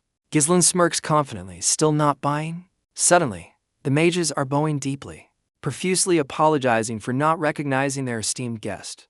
A flustered mage introduces himself as Sylvain, the tower's trade officer. Ghislain, unimpressed, declares he needs to meet the tower master to finalize such a large deal. Sylvain stammers in shock, the tower master, clearly taken aback by the request. He quickly recovers, promising to inform the master, and orders a subordinate to guide them to reception. Belinda smirks at the now silent mage, should have had that attitude from the start. As they walk down a grand hall, a sudden noise makes Ghislain pause. Ghislain asks their guide about the disturbance, who casually dismisses it. With a knowing look, Ghislain remarks such sounds are common during magic research. Meanwhile, three senior mages stride purposefully down a corridor, approaching the young woman from before, now on the floor. A stern mage towers over the distressed young woman, scolding her. "Haven't I told you to never even think about setting foot into the laboratory?" The monocled mage sneers, "You're just taking up space if you can't even use magic." Another mage scoffs, "Why did her teacher even bring her here?" While his companion adds, "Be grateful for a place to sleep." The young woman stammers, clearly distressed by their harsh words. Clutching her staff, she weakly insists, I also have the right to use the laboratory. Because I'm a mage." The monocled mage leans in, his green eye glinting behind his lens as he asks, "Really?" He mockingly concedes, "Sure, we'll treat you as a mage," as she looks down, defeated. His staff erupts in flames, "Then you should be able to deal with this basic offensive spell, right?" With a cruel smile, the mage prepares to launch the fire. "Try and block this with magic." The young woman's eyes widen in pure terror as the attack looms. He unleashes first circle magic, fire sling, sending a blazing projectile hurtling towards her. The terrified young woman throws up a desperate, failing defense against the incoming fire. She braces for the searing pain, eyes shut tight as the flames close in. But a flash of steel intercepts the fiery attack, a savior appearing before her. The three bullying mages stare in utter disbelief at the unexpected interruption. Ghislain glares, coldly asking if this asterisk is what passes for magic research in their tower. He stands resolute, sword ready, his fox spirit emerging protectively beside the stunned girl. Meanwhile, behind the grand doors of the Tower Master's meeting room, a shocked what? Echoes. Tower Master Hubert learns of a critical shortage, exclaiming, "We're running low on runestone." Hubert despairs, "Damn it, how did we even end up here?" Fearing they're falling behind Crimson, he furiously berates his elders. "What have you all been doing? I told you to secure runestones." An elder mage accuses Hubert, "You insisted putting runestone acquisition on hold was useful." Another elder points out, "The Crimson Tower Master has reached the 7th circle, you're only a 6th. Hubert retorts, "With more runestone, I'd reach the 7th circle in no time." As an elder questions his plan, Hubert fumes, "Damn that Delmuth. How dare that low class reach the 7th circle before me?" Suddenly, a subordinate bursts in, shouting, "We need your attention here, Tower Master." Hubert snaps, "How rude. Don't you see we're having a meeting?" But the aide insists it's urgent. The flustered aide yells, "Someone brought in a massive amount of runestone." Tower Master Hubert and an elder stare in wide-eyed disbelief at the sudden news. Meanwhile, Ghislain stands firm as the bully mage recoils from a blast of his own deflected fire. Ghislain's sword, imbued with purple energy, expertly parries the fiery magic. Ghislain's sword slices through the air, deflecting the fiery onslaught with incredible speed. The massive fireball splits apart as Ghislain stands defiantly before it. A close-up reveals Ghislain's firm grip on his glowing, purple-infused blade. He stands resolute, the flames parting around him, shielding the terrified young woman. The bullying mages and their guides stare, utterly bewildered by Ghislain's power. The monocled mage stammers in disbelief. You slice that in half. Who even are you? Suddenly, dark tendrils erupt, ensnaring the shocked monocled mage. Belinda emerges, her whip-like weapon tightly binding the struggling bully. With a fierce glare, Belinda interrogates the captive. You dare attack my young master? A loud, commanding voice roars from off-panel. Everyone, stop. Tower Master Hubert burst onto the scene, his face contorted in shock as he demands, what in the world is going on here? Hubert and his entourage of elder mages survey the chaotic scene, Belinda with her whip, the bound mage, and Ghislain protecting the young woman. The young woman, Vanessa, recognizes the imposing figure, stammering, Tower Master. As Ghislain calmly assesses the new arrivals, Ghislain coolly instructs, release him, Belinda, and she immediately retracts her whip, freeing the yelping bully. The monocled mage, Alfoy, scrambles towards an elder, crying out, Teacher. Alfoy spins a tale to his teacher, claiming, I intruders. I was stopping Vanessa from entering the lab when they attacked me. He continues his deceit, feigning concern. I only tried to stop her because she has no mana, and I feared for her safety. Belinda scoffs at his crocodile tears, oh my, crying like a little girl, prompting Alfoy to indignantly shout, I'm a man, you know. Vanessa quietly reiterates her simple wish. I just wanted to use the laboratory. As Ghislain listens intently, Ghislain's eyes narrow with understanding. He inwardly confirms, I was right about who she is. A title card reveals Vanessa's ominous future, Red Nightmare. Ghislain muses, so this is what she was like before she became a total nightmare. Alfoy's teacher erupts in fury. You dare harm my student, I'll burn you to a crisp. Belinda anxiously asks Ghislain, Young master, what should we do? He looks dangerous. Ghislain calmly addresses the Tower Master. Sorry for the late introduction. Flame Magic Tower Master. He formally introduces himself. My name is Ghislain Perdium. I am the heir of the Perdium family. Ghislain then declares his true purpose, and I am here to trade Runestone. Tower Master Hubert stares, completely dumbfounded by the sudden announcement. Alfoy's teacher sputters in disbelief. Our Runestone, someone like you. Ghislain coolly informs them. I have prepared it in front of the castle. Ghislain gestures grandly. Would you like to go see for yourself? Revealing rows of glowing Runestone carts. Tower Master Hubert and his elders stand utterly speechless before the mountain of gleaming blue runestones. To elders gasp in disbelief. Impossible, just where did he get this much Runestone? A flustered elder reports, Tower Master, there seems to be at least 10 cartfuls. What would you like to do? Hubert's face is ominously shadowed as an aide nervously asks, Tower Master. Hubert erupts in manic laughter. I never thought I'd see this much. With this, I can finally crush Crimson. He throws his arms wide, basking ecstatically in the glow of the immense Runestone supply. Hubert suddenly feigns composure. I expected more. And the quality doesn't seem very good either. Belinda seethes silently behind Ghislain, thinking, does this bastard know how hard this was to get? Vanessa quietly interjects, isn't this quite a lot? One cart could last us weeks. As Hubert glares, Hubert furiously silences Vanessa, yelling, Q quiet. What could you possibly know? Just head back inside. Internally, Hubert seethes, Renato, that scum. He just had to leave that pain in the neck here with me. Ghislain watches Hubert's outburst with a cool, calculating gaze. Hubert turns to his elders, seeking validation. Does anyone else agree with her? An elder chimes in, now that I take a closer look, it doesn't seem like the quality is very good, suggesting they might be fake. Belinda erupts. What? You know how hard the young master worked, and you're calling them fakes. The elders dismiss her. How hard you work to get this isn't our concern. You know how many scammers are out there. Ghislain calmly interjects, all right, then. So I take it that you're not interested in purchasing it. Catching the elders off guard, Ghislain turns to his group. Guys, it looks like the Flame Magic Tower doesn't need it. Let's go find someplace else. As Hubert panics, Hubert roars, hey, his eyes wide with alarm, while an elder nervously responds, yes. Tower Master. Hubert slyly suggests to his elders, why don't we take them off their hands? He then feigns magnanimity, declaring, out of the generosity of my heart, I will buy them all. As Hubert tries to haggle, however, we will buy it slightly below the market. Ghislain interjects. I think you're misunderstanding. Ghislain coolly instructs Kor, take all the carts back except for one. leaving Kor momentarily surprised. With a knowing smirk, Ghislain reminds him, didn't we plan on only selling one cart? Hubert and his elder stare, completely flabbergasted by the sudden turn of events. Kor plays along with a grin, oh right, sorry, I forgot we decided to do that. He then orders their men, guys, take them away, and the carts begin to move. Hubert shouts in panic, what do you think you're doing? As Ghislain calmly apologizes for the mistake. Ghislain then reveals, our actual destination is the Crimson Magic Tower. We just needed some travel funds. Hubert's face contorts in disbelief. What? The Crimson Tower. He quickly feigns pleasantry. I was just joking. Why don't we go up and have a little chat? Ghislain smirks coolly, replying, sure, let's do that. Inside, Ghislain sits opposite Hubert and his 4 elders, his own companions standing ready. Hubert gestures grandly, allow me to do an introduction. They are the elders of our flame magic tower. He proudly presents his 4 stern-faced elders, declaring, they are all mages of the 5th circle.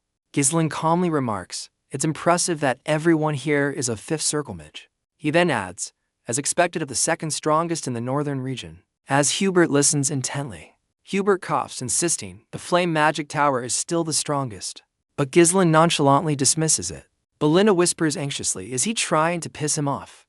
While Kor confidently states, I'm sure he has a plan. Hubert impatiently demands, enough small talk. How much are you willing to sell it for? Boasting they offer the best deal. Ghislain, from Hubert's view, holds up 2 fingers, simply stating double. Ghislain confidently reiterates with a steely gaze, I want double the market price. The elders gasp double as Hubert scoffs, that's not how you negotiate, kid. Hubert lectures Ghislain on negotiation, emphasizing compromise over one-sided demands. Ghislain smirks coolly. I just felt I needed to get double the market price from the Flame Magic Tower. The elders explode in fury. How dare you joke around like this? Are you mocking us? Hubert leans forward menacingly. Hey, kiddo.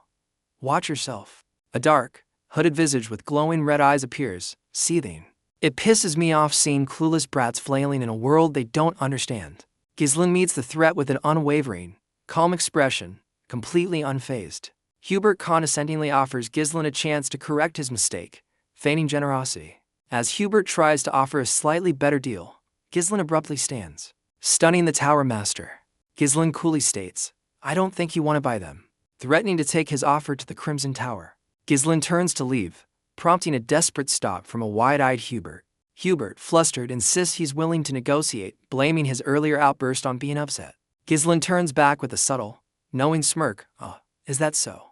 Ghislain's companions Belinda, Kor, and the large warriors stand silently, observing the exchange. Hubert, visibly sweating, reluctantly agrees, very well, you've got guts. We'll take it for double the market price.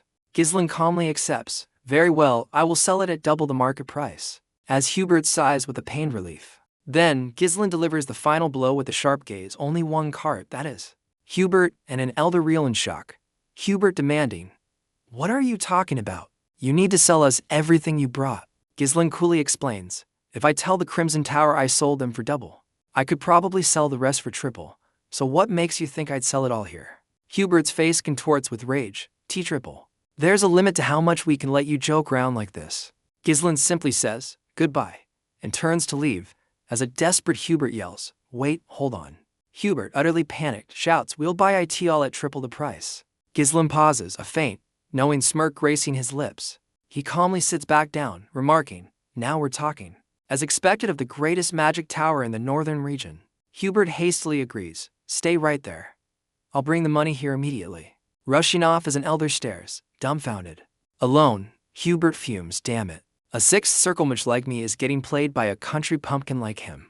But admits their runestone shortage leaves him no choice. Just as Hubert is about to exit, Ghislain calls out, hold on a minute. I haven't finished telling you all my conditions. Hubert explodes. What is IT this time? As Ghislain begins his demand. Ghislain calmly states his shocking condition. I want you to give Vanessa to me. The entire room freezes as Hubert processes this audacious request from Ghislain. Hubert stammers in disbelief. Why you want Vanessa? Ghislain coolly confirms, yes, Tower Master. I want her as my exclusive mage. Suddenly, the scene shifts to pieces of meat sizzling and burning over an open fire. Elsewhere, Kor tells his companion by the campfire, hey, the meat's burning. Belinda, tending the fire, retorts, oh, for God's sake. Then you do it. I'm missing an arm. You know. Kor glances at her with a slight startle, then quickly dismisses it. Oh, nothing. Belinda then smirks, asking Kor, by the way, Captain, have you heard about Vanessa the Red Nightmare? Kor, with a scarred cheek, echoes curiously, Red Nightmare. Belinda reveals intel on a seventh circle mage who torched Luthania's northern region, a fiery silhouette illustrating the tale. Kor sips his drink, acknowledging the flashy name, and casually asks, so, what about her? Belinda speculates Vanessa's mad for learning monocultivation instead of circles, simply stating, "'Cause she's crazy." She describes Vanessa as a walking disaster, revealing the previous subjugation requests were for her. Kor listens intently, his expression unreadable as sparks from the fire dance before him. Belinda muses on the peculiarity, a mage who reached the seventh circle through a monocultivation technique, huh? A slight, intrigued smirk plays on Kor's lips as he declares, I'm curious. Kor then decisively tells Belinda, Claude, let's recruit her, shocking her. Back in the tower, Ghislain clarifies such a thing never happened because when I found Vanessa, she was nearly dead, unable to control her magic. Ghislain reveals Vanessa's untapped seventh circle potential, needing only guidance to flourish. With a determined gaze, Ghislain declares, I'll recruit her for sure this time. His companions react with surprise, Belinda questioning if he meant that girl and asking for advance notice. Hubert whispers to the elders, seeing this as a chance to offload the useless girl. Hubert awkwardly agrees, praising Vanessa and claiming she'd be delighted to serve the tower's interests. Hubert's eye twitches as Ghislain adds another demand, dispatching battle mages to Perdium. Ghislain coolly states his need for mages for an upcoming territorial war. The entire room is stunned, the elders gasping, a territorial war. Ghislain holds up 3 fingers, listing his terms, triple price, mages for a year, and Vanessa. Ghislain's companions and the elders are left speechless by his audacious demands. Hubert's back is shown, his long white hair flowing as a powerful aura begins to emanate from him. Suddenly, Hubert levitates, unleashing a torrent of magical pressure down onto his seated Ghislain. The sheer force of Hubert's mana cracks the very air, a violent display of his power. Ghislain, however, remains seated, looking up calmly as Hubert seethes, Ghislain Perdium. Hubert's eye glows menacingly as he snarls, It seems you must have taken me for a fool. He furiously declares, Mages affiliated with the Magic Tower cannot intervene in territorial wars. You're breaking kingdom rules. Hubert's rage intensifies. This is an insult to the Flame Magic Tower. Not even your ashes will be left behind. Ghislain's companions brace themselves against the immense pressure, connoting Hubert's sixth circle power as Belinda cries out, Young Master. Hubert's hand, crackling with red energy, looms over Ghislain, ready to strike. Ghislain's eyes suddenly flare with a brilliant blue light, a silent challenge to Hubert's might. Hubert, eyes blazing red, snarls a chilling threat, You'll regret it. Unfazed, Ghislain drops a bombshell, We've found a massive runestone vein, dozens of times larger than today's hall. The elders gasp in utter disbelief at Ghislain's revelation. Ghislain explains the news is spreading, meaning rivals will soon flock to Perdium for the vein. Hubert's crackling hand slowly lowers as Ghislain notes his quick comprehension. Ghislain clarifies it's not war, but defense. Help us and you get exclusive runestone supply. Hubert internally realizes the immense implication, a monopoly on runestone. Ghislain confidently declares this monopoly will make Flame the top magic tower, surpassing Crimson. The overwhelming pressure around Hubert subsides as he turns, considering Ghislain's extended hand. Hubert's furious expression softens slightly, his mind racing with the potential of this alliance. Hubert grits his teeth, the immense pressure of the decision weighing on him. With a powerful clasp, Hubert and Ghislain forge their monumental alliance. Hubert then turns to his subordinate Alfoy, explaining, and that's how it came to be. Alfoy stammers, Master. Why me? As Hubert insists it's for Alfoy's own future. Alfoy is taken aback, a bead of sweat forming as Hubert calls him the greatest talent in Flame's history. Hubert tasks Alfoy with overseeing the runestone supply and retreating if actual war erupts. You only need to endure it for 1 year, Hubert declares, then we'll be the top magic tower.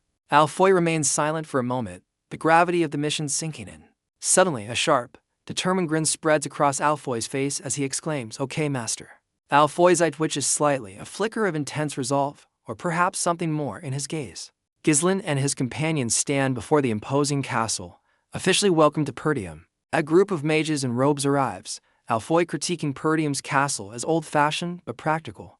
Alfoy internally scoffs, calling Perdium a rural dump and lamenting his dispatch to such a place. Alfoy introduces himself as a third circle master, while Ghislain coolly advises him to do his best. Alfoy fumes inwardly, calling Ghislain an ignorant bumpkin, and vowing future retribution.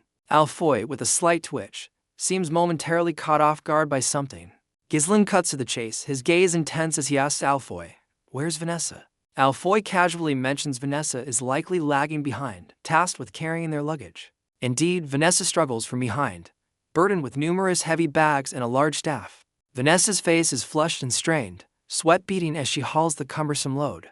Vanessa stumbles, dropping her bags, and nervously greets Ghislain as Alfoy remarks on her lateness. Ghislain fixes Alfoy with an intense, silent stare, his thoughts unvoiced.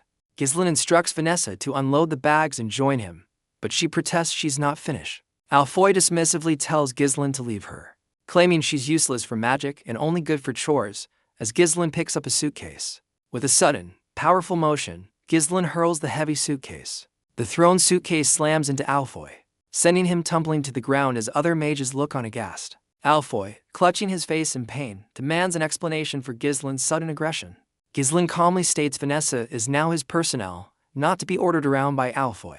Ghislain delivers a chilling ultimatum: "If I see this happen again, you will have to risk your life for it." Vanessa looks up, a bead of sweat on her cheek, her expression a mixture of shock and dawning realization. Alfoy, face contorted with rage and a fresh bruise, seethes, "You damned little." His eyes blaze as he screams, "How dare you treat me, the heir to Flame Magic Tower, like this?" Alfoy rallies his mages, threatening to burn Perdium down and show Ghislain their pride. Ghislain simply sighs, then subtly snaps his fingers with a sharp sound. Instantly, heavily armed Perdium soldiers surround Alfoy and his startled mages. Alfoy recoils, shouting, "How barbaric! We are mages and demand proper treatment." Ghislain coldly cuts him off from behind. "Shut up, Alfoy." Ghislain reminds Alfoy of their contract, full authority over him in exchange for runestones. A deal Hubert won't break. Ghislain declares Alfoy's role in Perdium is merely a reserved bundle of living mana. Alfoy, utterly humiliated, grits his teeth. "Reserved bundle of living mana? You dare address me as that?" Ghislain orders his men, Gillian and Kor, to take good care of Alfoy's group. Gillian mockingly offers to help Alfoy adapt, a menacing grin on his face. Alfoy, battered and furious, spits out, "Miserable human beings." Vanessa watches silently, a single bead of sweat tracing her cheek. Ghislain addresses Vanessa, instructing her to only take orders from him. He then declares with conviction, "Because you are my exclusive mage." Vanessa's eyes widen in utter shock, a blush creeping onto her face. Her expression shifts, a mixture of disbelief and confusion clouding her features. Vanessa looks down, her gaze troubled as she processes Ghislain's words. She looks up, stammering, "But I can't use any magic, so being your exclusive mage is." Ghislain, with a slight smile, simply tells Vanessa, "Follow me." He extends a hand, confidently declaring, "I'll help you use magic." Ghislain leads the way into a grand hall, Vanessa trailing behind him uncertainly. Vanessa looks downcast, a bead of sweat on her cheek, still clutching her staff. Ghislain calls her name and Vanessa startles, nervously replying, "Why yes, young lord." He inquires about her magic studies, and she admits to knowing theory up to the 5th circle. A knowing smirk plays on Ghislain's lips as he praises, "5th circle, how excellent." Vanessa remains silent, her expression still clouded with doubt. She insists her knowledge is useless, lamenting, "Because I can't use magic." Ghislain turns, his gaze serious, asking, "Is there a particular reason why you can't?" Vanessa reveals she's never been able to feel mana since childhood. She recalls studying tirelessly, hoping to use magic, but realizing that day might never come. With sorrow, Vanessa mentions her guiding teacher has passed away. She sadly concludes this is likely why she was ultimately kicked out. Ghislain listens intently, his blue eyes sharp with focus. He internally acknowledges her theoretical understanding rivals that of a magic tower elder. Ghislain reflects that magic requires more than memory, it demands insight and personal will. He muses that Vanessa's body hasn't caught up to her mind, despite countless trials. Ghislain firmly believes her efforts weren't wasted. Her path is simply different. A tale unfolds of a legendary mage who reached the 7th circle through a unique mana cultivation technique. Ghislain recounts the legendary mage was deemed crazy for her unconventional methods. A subtle, knowing smile plays on Ghislain's lips. He confidently declares, "From now on, I'll teach you a mana cultivation technique." Vanessa looks bewildered, a bead of sweat appearing as she processes his words. She questions learning mana cultivation, but Ghislain explains its connection to mana control. Ghislain keenly asks, "You've never tried it before, have you?" Vanessa's eyes widen in utter shock, sweat dripping down her face. She stammers, "And no, this is crazy," fearing she could be magically crippled. Ghislain extends a hand, gently urging, "Vanessa, let's try it." His piercing blue eye gleams with unwavering determination. Vanessa stares, her purple eyes faintly glowing, utterly speechless. Her gaze drops to Ghislain's offered hand, then to her own clutching the staff. She stands barefoot, staff in hand, wondering, me, using magic. Vanessa's hand tightens into a determined fist. Now seated opposite Ghislain, she resolves, if this is what it takes for me to use magic. With resolve, Vanessa's hand reaches for the collar of her modest dress. She slightly opens her garment, preparing for the unknown. Ghislain gazes at her, recalling, in my past life, you had the same eyes as mine. A vision, Vanessa, consumed by regret, rage, and hatred, falling into an abyss of yearning. Another memory, her past self, a fiery disaster, mastering a dangerous technique that burned all. Ghislain vows, but this time, I'm here to prevent you from falling into that abyss again. With determined eyes, Ghislain extends a hand, blue mana crackling around it. He declares, I'll reach out my hand, placing it on Vanessa's back, transferring his power. Bright blue mana surges into Vanessa, branching like a tree through her body. Vanessa clenches her jaw, enduring the intense influx of power. She cries out in pain. It's hot, as steam-like energy escapes her lips. Ghislain urgently shouts, close your mouth, you're twisting your mana road. His piercing blue eye glares as he reveals, what just entered your body is my mana. Ghislain commands her, do not let go of this sensation. Vanessa focuses intently, trying to feel the flow of mana as much as possible. As it illuminates her, mana courses through Vanessa, illuminating her heart as it circulates. The brilliant blue energy converges, pulsing towards a central point within her. Vanessa's eye flares with an intense, almost blinding, azure light. A powerful aura erupts around Ghislain and Vanessa, bathing the hall in blue. A flashback, a stern woman, likely Vanessa's teacher Hubert, angrily questions cutting off support. Hubert passionately defends Vanessa's talent to a skeptical elder, Renato. Renato scoffs, unconvinced. It's a little iffy, can't you tell, Hubert? He continues, if she can't cast magic, can you really call her much? As young Vanessa stands alone, Renato questions Hubert's investment. What more are we going to get out of that girl? Present Vanessa gazes at a vision of her younger, hopeful self, tears welling. Vanessa remembers her teacher Hubert apologizing to Renato, her younger self looking on. Young Vanessa tearfully whispers, if only I were more talented, believing she caused Hubert's departure. Hubert gently reassures her, I'm only going on a journey to find a method for you to use magic. He tenderly tells young Vanessa, lift your head high and look at the sky. Hubert's comforting words echo from the past. There is no place in this world where darkness lasts forever, my dear. An outstretched hand symbolizes Hubert's solemn vow. I promise you. Now, Ghislain embodies that promise, reaching out as a beacon one day. Light will come to find you. Bathed in a brilliant golden aura, Ghislain extends his hand with firm determination. Vanessa gazes upward, her expression softening as hope begins to dawn within her. As their hands draw near, Vanessa thinks with dawning realization, teacher, you were right. A brilliant golden light envelops everything, signifying a profound change. Vanessa lies peacefully, a faint blue glow on her chest, whispering, light did come, even from me. The scene shifts to a remote house under a starry sky, sounds of a fierce battle echoing. Inside, a muscular man stands amidst fallen knights, a testament to his brutal strength. He laughs wildly, taunting, come at me, you weaklings. You think you can cut me down with that piece of metal? An armored knight charges, yelling, stop being ridiculous, as he swings his sword. The brawler effortlessly parries the sword with his bare arm, sparks flying. With a savage grin, he lands a devastating punch, sending the knight reeling. Another terrified knight attempts a desperate overhead slash from behind the brawler. The brawler smirks, his eyes glinting, fully aware of the incoming attack. Without looking, the brawler casually catches the knight's descending arm. He hurls the knight, who smashes violently against the far wall. The brawler dusts his hands, remarking, I ain't even warmed up yet. But look at all of you on the floor. His men cheer, boss, you really are the best. Amidst their rowdy celebration, one of the bandits reaches for a large wooden mug, ready to continue their revelry. The scene transitions to a serene night sky, the moon a solitary beacon. A cloaked figure approaches a secluded house, while another man relaxes fishing by the water's edge. The visitor, Ghislain, calls out to the fisherman, is your training going well? The fisherman turns, a young girl asleep on his lap, and asks, what do you have to say? Ghislain, now wearing a tricorn hat, gravely announces, Count Desmond has issued a mobilization order. Ghislain addresses the fisherman, Victor, as the man looks down at the sleeping child. Victor remains silent, his expression unreadable as he processes the news. He reaches for a distinctive winged helmet, a silent agreement to the call. Victor gently sets the sleeping girl down, his large hands surprisingly tender. "Let's go," Victor declares, stepping over defeated foes as Ghislain follows.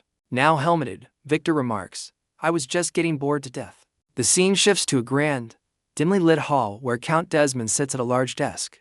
Count Desmond, a formidable man in armor, solemnly unrolls a scroll. The scroll reveals its grim message: "My son, Gilmore de Gardy, was murdered by Ghislain Perdium. Therefore, I will have my vengeance." With a hardened gaze, Count Desmond commands, "Assemble the soldiers." A black flag with a wolf emblem flies under a stormy sky, proclaiming, "This is a declaration of war."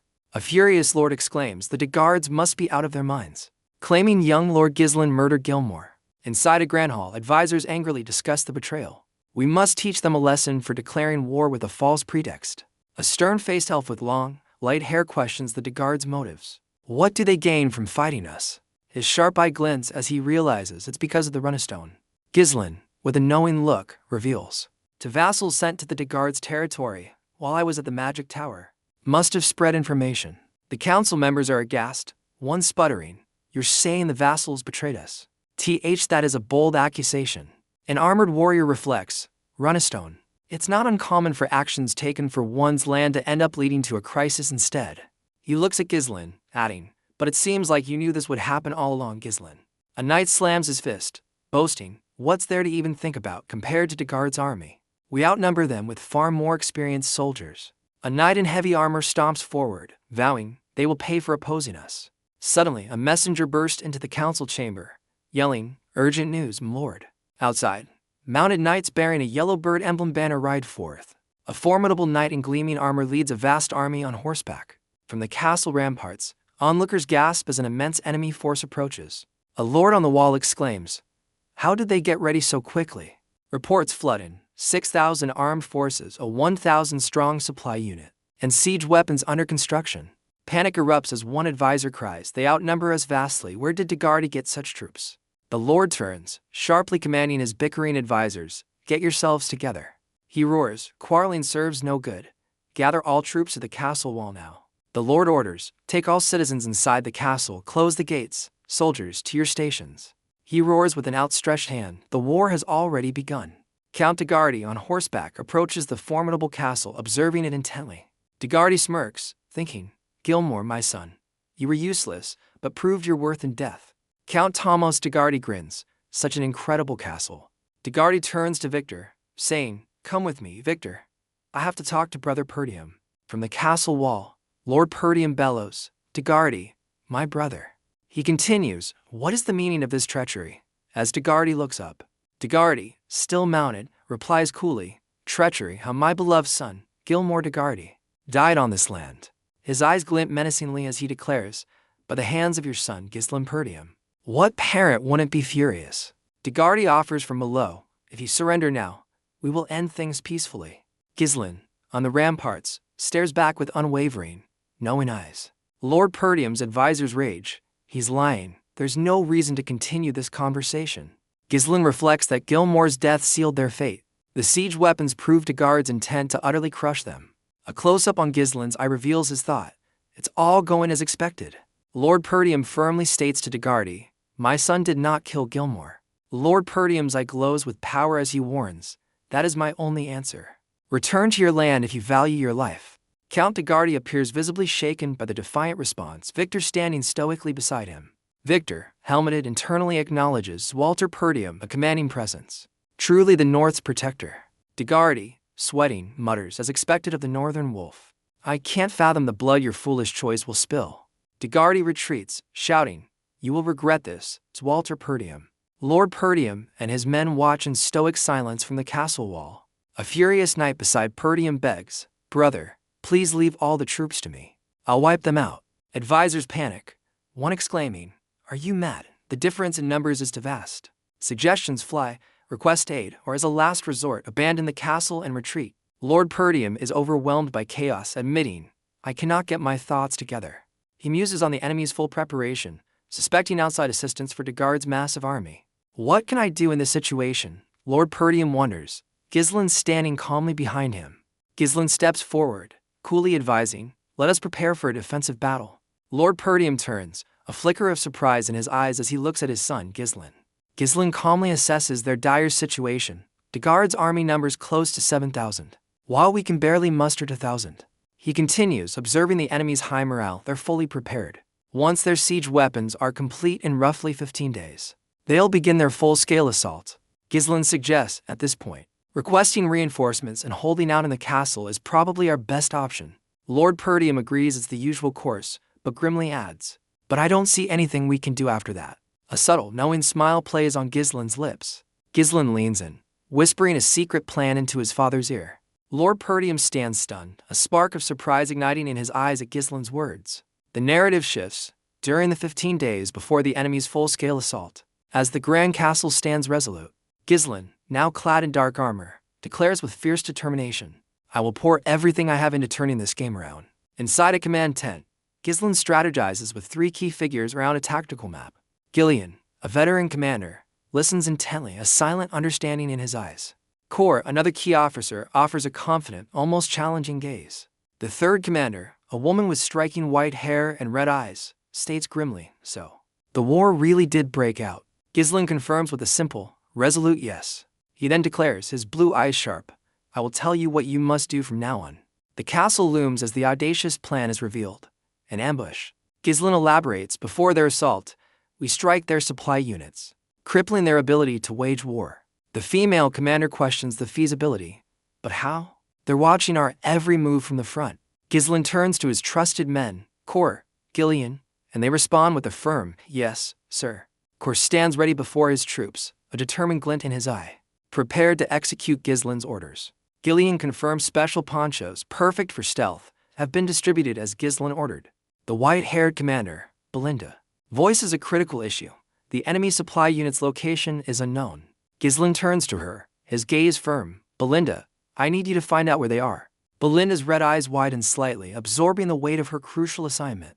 With renewed determination, she declares sharply, "Understood." Ghislain acknowledges the perilous task, yet confidently states Belinda will handle it easily. His eye gleams with a chilling blue light as he reveals, "What I need for the last part is the strongest card that will land the finishing blow in this war." A mysterious woman with a staff appears, radiating power. A few days later, the scene shifts to the guard supply unit camp under the cover of night. A turncoat commander, once Perdium's vassal, toasts gleefully, anticipating land rewards as the war begins. To turncoat commanders toast, siding with Count Desmond means we rest easy. One traitor smirks, "Goodbye, Perdium, your lands will soon be mine." Through the darkness, unseen figures on horseback approach the unsuspecting supply camp. A subtle smile plays on Ghislain's lips as he whispers, "Just in time." Ghislain, Kor, Gillian, and Belinda sit poised on their steeds, an elite strike force ready. Kor remarks on the foul weather, "It's dark, and I can't see anything." Ghislain, adjusting his helmet, retorts, "Perfect for an ambush, don't you think?" His gauntlet clenches as he gives a chilling order, "No hostages required. Kill them all." With a flash of blue in his eye, Ghislain charges, sword raised, leading the surprise attack. Suddenly, guards in the enemy camp look up, startled by the impending onslaught. Kor unleashes a furious assault, his blade a blur of purple light amidst the chaos. Gillian charges alongside, his weapon crushing enemy resistance with brutal efficiency. Enemy soldiers reel in shock. An enemy ambush. What were the sentries doing? Ghislain, a phantom in the dark, cuts down foes with his glowing blue sword. He roars his command, "Ghislain mercenaries, follow the plan, spare no one." The night erupts into a maelstrom of steel and desperate cries. A panicked soldier alerts Baron Fabro, who rages, "I can see that. Where were the guards?" Another turncoat commander desperately rallies, "We still have 1,000 men, stop them." A subordinate stammers nervously about that, clearly bearing bad news. His grim report follows, "Over 70% of our soldiers have already been killed." As Ghislain's forces dominate, Ghislain, a blue-eyed demon of the battlefield, relentlessly cuts down another enemy soldier. Baron Fabro, the turncoat commander, stares in stunned silence, sweat dripping from his brow. Realizing their defeat, Fabro urges his fellow traitor, "Let's run. I'll be killed before I get rewarded." Before they can flee, Fabro's companion is brutally struck down from behind. The assailant is revealed as Belinda, calmly observing Fabro, who has fallen in terror. Belinda, atop her horse, addresses the traitor with a chilling, "Oh my. I didn't expect to see you here, Perdium's vassal, Fabro." Fabro's face contorts in pure terror as he gasps, "Be Belinda." The supply camp is now a raging inferno, littered with the bodies of defeated soldiers. Ghislain and his victorious commanders look down upon the captured, kneeling Baron Fabro amidst the flames. Ghislain reveals Fabro's treachery. He sold our information and commanded to guard supply unit. Baron Fabro, defeated, desperately pleads, "Please spare me, young Lord Ghislain. I surrender." Ghislain, unmoved, coolly questions the terrified traitor, who's behind everything. Fabro immediately confesses, Desmond. It was the Desmond family. I was threatened, so I couldn't help it." Ghislain confirms his suspicions. Desmond, as expected. It was he who supported and provided soldiers for Degardi. Fabro continues to grovel. "You know, I've served Perdium for a long time. Count Degardi will surely pay a generous price for me." Ghislain dismounts, commanding curtly, "Raise your head," as Fabro stammers, "Why, young lord?" Fabro, misinterpreting Ghislain's intent, joyfully exclaims, "Thank you for giving me another chance. I will use this chance to serve Perdium for the rest of my life, so." Ghislain stands over the kneeling Fabro, his sword glinting ominously as he prepares to deliver judgment. Fabro's eye widens in sudden, dawning horror, as the inevitable occurs. Ghislain, his expression cold and resolute, declares, "I do not deal with the likes of you." Ghislain's eye glows fiercely. "Those who attack Perdium will face nothing but death," he declares, leading his commanders through the inferno. Belinda looks to her leader, awaiting new orders after the supply camp's destruction. Kor, resolute, asks Ghislain, "What do we do now, Captain?" Ghislain, determined, announces, "We will head straight to the castle." He explains the enemy's main force is likely attacking Perdium's castle. Their attention fixed there. "We'll use that to our advantage," Ghislain states, attacking them from the rear to confuse them. He outlines the plan. Kor and Belinda will support the left castle wall while he takes the right. Ghislain then turns to his most imposing commander, Gillian. "I'm entrusting you with their main forces," he tasks, acknowledging the difficult odds. Ghislain challenges Gillian, "Think you can handle it?" Gillian's eyes glow as he accepts, "No problem, if it's your command, young lord." A confident smirk plays on Ghislain's lips, trusting his commander. Connotes Ghislain gave Gillian the fun part, while Belinda asks about the castle gate. Ghislain, cloaked and resolute, orders, "Leave the castle gate be." His commanders, Kor, Gillian, and Belinda, absorb the unexpected command. Ghislain, helmeted and focused, prepares for the decisive battle ahead. He declares over a view of the besieged castle, "This war will change Perdium's history." At Perdium's castle, a defending commander urgently shouts, "All soldiers, prepare for enemy attack." The castle defenders are immediately bombarded by a fierce enemy assault. The castle commander roars, "Fire! Don't let them reach the wall," as arrows rain down. They're climbing the wall, a soldier cries, overwhelmed by the sheer number of attackers. A determined defender orders, "Switch to close combat," as enemies breach the ramparts. Perdium Castle is engulfed in smoke and chaos, its defenders vowing, "We must not give them the castle wall." An enemy commander laughs triumphantly, arms spread wide amidst the siege. So satisfying, he gloats, "This war is already over." Believing victory is his, he commands his subordinate, "Catapults, get ready for the second strike. Let's take over that castle." A high-ranking enemy officer observes coolly, "So, this marks the end of the Northern Wolf, huh?" He muses, "I was expecting something more from him," as a fierce battle rages below. A Perdium warrior, his blade glowing, narrowly evades a crushing blow from a massive foe. Perdium's castle commanders stand firm, one grimly stating. His subordinate panics, "Brother, the castle gate will be breached any minute. What should we do?"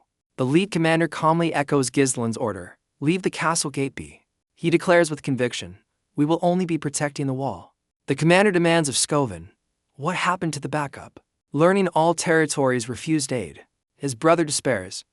"How can this be? Not even one place sent their aid." As messengers to Loges are also missing. He rages, "Those ungrateful bastards," as enemy siege equipment looms. An enemy soldier frantically reports to his lord, "This is bad, my lord." The enemy commander is stunned as the soldier reveals, "It seems our supply units have been compromised." Another confirms the supply request soldier hasn't returned, making the commander exclaim, "That can't be." The enemy commander rages, "How could those Perdium fools know where our supply unit is and attack them?" Smoke billows in the distance, pinpointing the supply unit's fiery demise.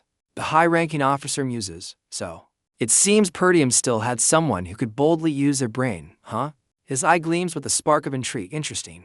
Victor, the subordinate commander, panics, Victor, what should we do now? The war's just begun. And if we don't have our supplies?" The imposing officer silences Victor with a swift, dismissive gesture. "We need no supplies," the officer states coolly. "We'll simply take over that castle by today." Victor stares in disbelief, stammering, "Be by today." The officer gazes intently at Perdium Castle, his resolve hardening. A close-up on his glowing eye reveals unwavering, fierce determination. Perdium's elite, including the Northern Wolf, fiercely defend the left and right walls, preventing a breach. Attention shifts to the seemingly unguarded castle gate, a stark contrast to the wall's chaos. The high-ranking enemy officer observes this, a knowing eye escaping his lips. He then draws his massive, glowing blue sword, ready to act. "All forces, advance," he commands. "Today, we shall break down their castle gate." His gleaming blade points forward, a beacon for his advancing troops. Mounted and imposing, the officer prepares to lead the charge himself. His eye glints sharply as he calls out a name, Idun. A powerful steed stomps, signaling the imminent assault on the gate. Beneath his helmet, the officer's resolve to shatter the gate is absolute. Idun's immense, uniquely crafted polearm is revealed, promising devastation. Mounted and heavily armored, Idun awaits the command, his strange steed equally prepared. The enemy officer announces, "I shall now personally head out to break through the castle gate." Idun charges forward, his formidable weapon leading the way towards Perdium. Below, enemy troops relentlessly scale siege ladders against the castle's high walls. Ghislain and his elite guard battle fiercely on the ramparts, cutting down invaders. A soldier urgently cries out to Ghislain, "And my lord, over there," pointing towards a new threat. Ghislain's attention is drawn to massive, newly arrived siege towers approaching the walls. Kor exclaims in disbelief, "Damn, how did they figure out the height of our castle wall?" As dread sets in, Ghislain, looking desperate, shouts to his men, "Are the catapults ready yet?" A Perdium soldier yells, "We've just finished our preparation," as they man a catapult. Ghislain orders, "Fire, stop the towers from approaching," as the catapult launches its payload. An enemy on the siege tower panics, they're firing. It's going to land. Suddenly, a massive blue energy slash slices through the air with incredible speed. The blue energy collides with Perdium's projectile, causing a mid-air explosion. Ghislain and his men stare in disbelief, exclaiming, "The shot was intercepted." A mysterious figure in a flowing cloak stands amidst the battlefield haze, as Ghislain demands, "Who did that?" The high-ranking enemy officer's eyes narrow with intense focus, an exclamation mark hinting at his awareness. Ghislain spots the imposing officer on horseback, surrounded by his cavalry, wondering, was it him? The officer, his glowing sword resting on his shoulder, declares, "There's no point in resisting. Perdium, your demise is predestined." The enemy officer bellows, "Siege ram, charge," his sword cleaving the air. His forces surge forward, the massive ram aims squarely at Perdium's castle gate. Perdium's soldiers at the gate cry out in alarm, "My lord," as the enemy closes in. The colossal ram head barrels towards the wooden gate, promising imminent destruction. Ghislain grits his teeth, his expression hardening as the gate faces its ultimate test. With a deafening crash, the castle gate splinters and explodes inwards under the ram's might. Inside, Perdium mages in a ritual circle are accosted, one yelling, "Let go, you lowly peasants." A terrified mage screams, "We are mages. We are not supposed to be a part of this damned war." A stern Perdium knight orders them, "This is an order from our young master. Please stay still." The enemy officer taunts from afar, "The fact that you let the ram near means you've already lost." As the breach widens, a young mage named Alfoy, staff in hand, grimly states, "This castle is done for." A bound older mage angrily tells her, "Don't worry, Alfoy." Alfoy clutches her chest, declaring her unwavering faith, "Because I believe that the young lord will surely prevail." The cynical older mage dismisses her hope, "Ridiculous, we're all going to die because of him." He furiously yells, "Shut your mouth. Are you still listening to that lunatic's order?" Alfoy firmly refutes, "He's not a lunatic. He's not."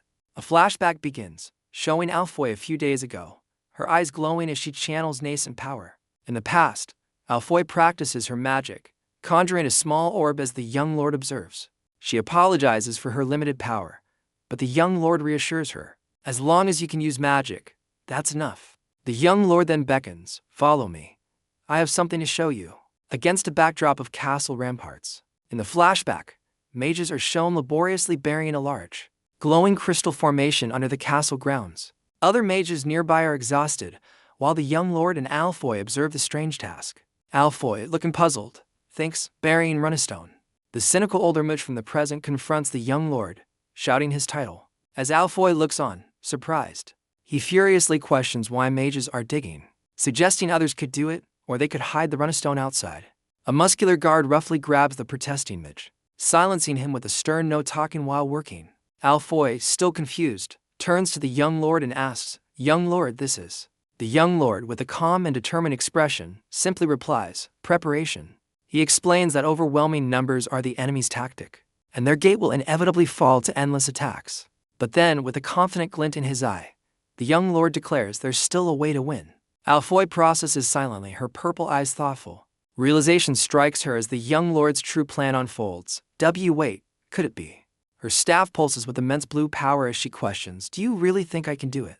Alfoy stands at the heart of a vast, glowing magic circle, drawing energy from the other mages. The cynical older mage stares in dawning horror. "This magic circle, don't tell me." With fierce determination, Alfoy directs the surging mana, as he exclaims, "Mana transfer." In flashback, the young lord's gaze is firm, his voice confident, "I know you can do it." He finishes with unwavering conviction, "Vanessa," as he observes the castle, his strategy unfolding. Meanwhile, the main gate shatters further under enemy assault, defenders desperately crying, "Hold on until the signal comes." On the ramparts, a soldier urgently shouts to Ghislain, "My lord, over there," pointing towards a new dire development. Through the dust, a lone, blue-caped knight on horseback charges onto the ramparts. Ghislain's eyes widen in disbelief, exclaiming, "That squad is." The mysterious knight, sword ablaze with blue energy, gallops fiercely, yelling, "Ghislain." The enemy officer, Sir Victor, snaps his head towards the commotion, a glint of surprise in his eyes. An enemy soldier urgently reports to the imposing Sir Victor. Sir Victor, reporting in. He reveals, an unknown cavalry unit is launching a surprise attack from the rear on both sides. As chaos erupts, the blue-caped knight engages an enemy, their swords clashing in a burst of arcane light. This new cavalry unit, clad in dark armor, tears through the enemy ranks with swift, glowing strikes. The lead knight brings his radiant blade down, cutting a path through the startled foes. Enemy soldiers reel in shock, one crying, "An ambush. I thought I heard that no support would come to Perdium." Enemy archers frantically shout, "Fire at him before he reaches us," loosing a volley of bolts. The blue-caped knight's eyes flare with power as bolts harmlessly deflect around him. He and his steed then soar impossibly high, stunning the soldiers below who cry, "He's flying." A close-up reveals the knight's unwavering, glowing gaze, radiating sheer power. Descending like a thunderbolt, his radiant blade carves through the enemy ranks. He lands amidst a circle of defeated foes, a clear path forged by his might. Surviving enemies gape, one stammering, "He took out so many in one strike. Is he a monster?" His hand tightens on his magnificent, glowing sword, crackling with energy. The knight, revealed as the fanged young lord, roars, "Rise, soldiers of Perdium." Raising his sword high, he declares, "Our counterattack starts now," leading the charge. The young lord, at the vanguard of his cavalry, charges headlong into the stunned enemy ranks. A strategic map reveals the pincer movement, while a red flare signals distress from the Degardi main camp. Simultaneously, a surprise attack hits the enemy's main camp, led by a fierce, white-bearded warrior. The veteran warrior commands his lieutenants, Gordon, Toran, draw their attention. Disable key facilities. Gordon, with a savage grin, cuts down foes, boasting, "By the time you return, your base will be ashes." An enemy noble, Count Degardi, reels in shock, his soldier desperately yelling, "Count, you must evacuate." The white-bearded warrior unleashes a devastating, fiery strike from horseback, clearing a path. His eyes blazing with blue energy, he targets the enemy commander, Count Thomas Degardi. "I will take you hostage." Count Degardi chokes in utter terror, his eyes wide with disbelief at the sudden assault. The white-bearded warrior swings his immense, glowing blade, his gaze fixed and resolute. The white-bearded warrior's glowing axe clashes violently against the heavily armored knight's weapon. Amidst fallen foes, the two mounted commanders prepare for their next devastating exchange. The veteran warrior grimly acknowledges his opponent's formidable strength. The enemy knight, Adam Praso, commends the warrior's audacity, his sword gleaming. "I am Adam Praso," the imposing knight declares from atop his armored steed. Praso then demands the identity of his courageous adversary. The white-bearded warrior's eye flares with an intense, unwavering blue light. He cryptically responds, "I am merely a weapon wielded by the Grand Duke of Perdium." Meanwhile, fierce fighting continues along the left fortress wall, soldiers clashing desperately. A silver-haired woman with piercing red eyes fiercely shouts "Core," unleashing her power. Ker glares as a red-haired warrior sends an enemy flying with a brutal swing. The red-haired warrior, Kor's companion, grins savagely as he cleaves through another foe. He continues his relentless assault, a whirlwind of destruction amidst the enemy ranks. Kor snaps, "Hey, stop splattering blood this way," but he dismisses her, "Handle that yourself." Old lady, Kor seethes, her red eyes blazing with indignation at the insult. Meanwhile, on the right fortress wall, Ghislain on horseback carves a path through the enemy. Terrified enemy soldiers break ranks, screaming, "Everyone's going to die, or run away." Ghislain, cloaked and determined, roars full charge. This is our chance to overwhelm them all. His eye glows with blue resolve from beneath his helm. "I'll bring down their siege towers myself." His loyal soldiers rally, "Follow Captain Ghislain. Let's crush these bastards completely." An enemy knight scoffs at his retreating men. "What a disorganized bunch of amateurs, how foolish." He commands his spearmen block the front as Ghislain charges towards them. Ghislain, his horse's eyes glowing blue, coolly instructs it, "Dodge the attacks on your own." The spearmen thrust, but their weapons meet only empty air in a flash. "What? Where did he go?" a soldier exclaims as they realize Ghislain vanish. Ghislain soars high above, sword poised to strike down on the bewildered spearmen. He descends with impossible agility, using a soldier's head as a launch pad. Now on foot, Ghislain unleashes a whirlwind slash, his blue blade a blur of motion. His radiant sword slices cleanly through an enemy, sending him flying. Ghislain lands amidst fallen foes, his glowing blade having carved a path of destruction. Ghislain's eye gleams with an intense blue light, his resolve hardening. He turns his attention to the massive siege tower looming over the fortress wall. The wall crumbles under the siege tower's assault, threatening to collapse entirely. Allied cavalry struggles against overwhelming numbers, risking encirclement. Enemy soldiers desperately try to halt Ghislain, shouting, "Stop him. There's no time." Ghislain knows they must act swiftly, before we lose momentum. He raises his colossal, glowing blade, declaring, "We must secure our win." With a brutal slash, his radiant sword cleaves through a foe, blood spraying. A surviving enemy curses, "Bastard," as Ghislain prepares his next move. Ghislain unleashes a devastating circular strike, his blue blade a whirlwind of destruction. Ghislain's blue blade slices through another enemy, clearing his path. He continues his relentless assault, each swing felling another foe. His hooded gaze remains fixed, his glowing sword a blur of deadly precision. A powerful strike sends an enemy soldier reeling, blood erupting from the impact. Enemy archers cry out, "He's targeting the siege tower. Don't let him get close." Ghislain expertly deflects a volley of incoming projectiles with his radiant blade. An enemy knight on horseback charges, yelling in surprise at Ghislain's advance. Ghislain meets the knight's charge head-on, his glowing eyes fixed on his target. His immense blade cuts deep, shattering the knight's defense. The knight is thrown from his steed, utterly defeated by Ghislain's overwhelming power. Ghislain hurls his colossal blade like a javelin towards the siege tower's core. He channels his energy, a mana thread now guiding the airborne weapon. With a focused gaze, Ghislain directs the sword's trajectory with precision. The blade smashes into the siege tower, splintering its wooden supports. The glowing mana thread retracts, pulling the immense sword back to his grasp. Ghislain lands atop the siege tower, his blade already felling a startled crossbowman. Enemy soldiers on the tower stare in disbelief and terror at his sudden arrival. His blue eye blazing, Ghislain prepares a devastating downward strike. The radiant sword crashes down, shattering the tower's platform and sending foes sprawling. Wood and debris erupt as Ghislain's powerful blow begins to dismantle the siege engine. Enemy soldiers below cry out in disbelief, "The siege tower, that idiot." A formidable enemy knight in white armor observes. Shocked Ghislain is dismantling it single-handedly. As the siege tower crumbles behind Ghislain, the white knight wonders if he's the enemy commander. The white knight turns to his subordinate. Has the main gate still not been breached?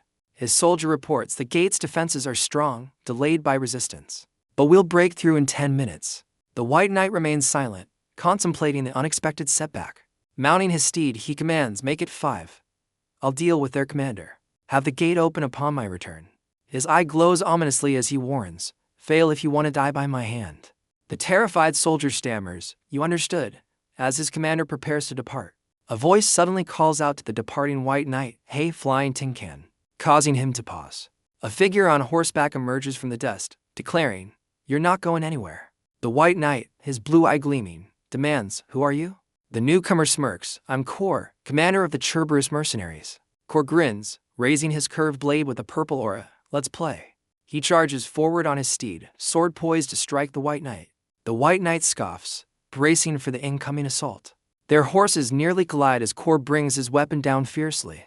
Kor's eyes narrow with focus as his glowing blue sword descends. The white knight expertly parries Kor's powerful strike, their blades clashing. Kor vaults from his horse, launching an aerial attack towards the knight. Kor's aerial strike meets the white knight's sturdy defense, sparks erupting from the clash. Kor's eyes widen, his teeth gritted in a mixture of exertion and shock. The white knight stands firm, effortlessly deflecting Kor's powerful blow.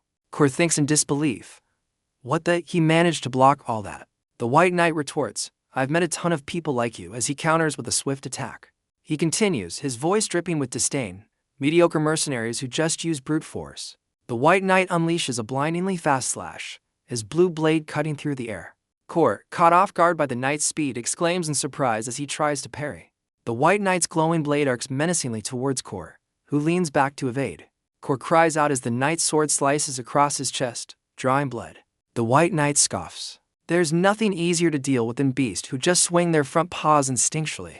Kor hits the ground hard, the knight looming over him on horseback. Kor grits his teeth, thinking, that bastard, he's strong, it's just as the captain said. He recalls his captain's words, his name is Victor. He's the hidden joker card of Desmond.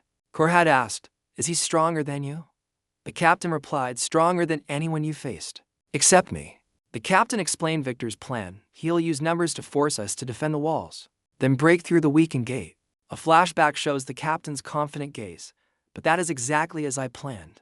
The captain warned Kor, if Victor makes it out of the castle gate, the plan will fail in the worst-case scenario. Kor remembers his captain's intense gaze, calling his name, Kor. The captain's voice echoes in his mind. I need you to hold Victor down. Kor, bleeding on the ground, grips his glowing blue sword with a defiant curse. Grinning wildly, Kor retorts, you're asking for too much, ready to fight despite his wounds. Suddenly, massive, glowing wing-like energy slashes appear before the distant castle. These colossal blue energy wings slice through the air with immense power.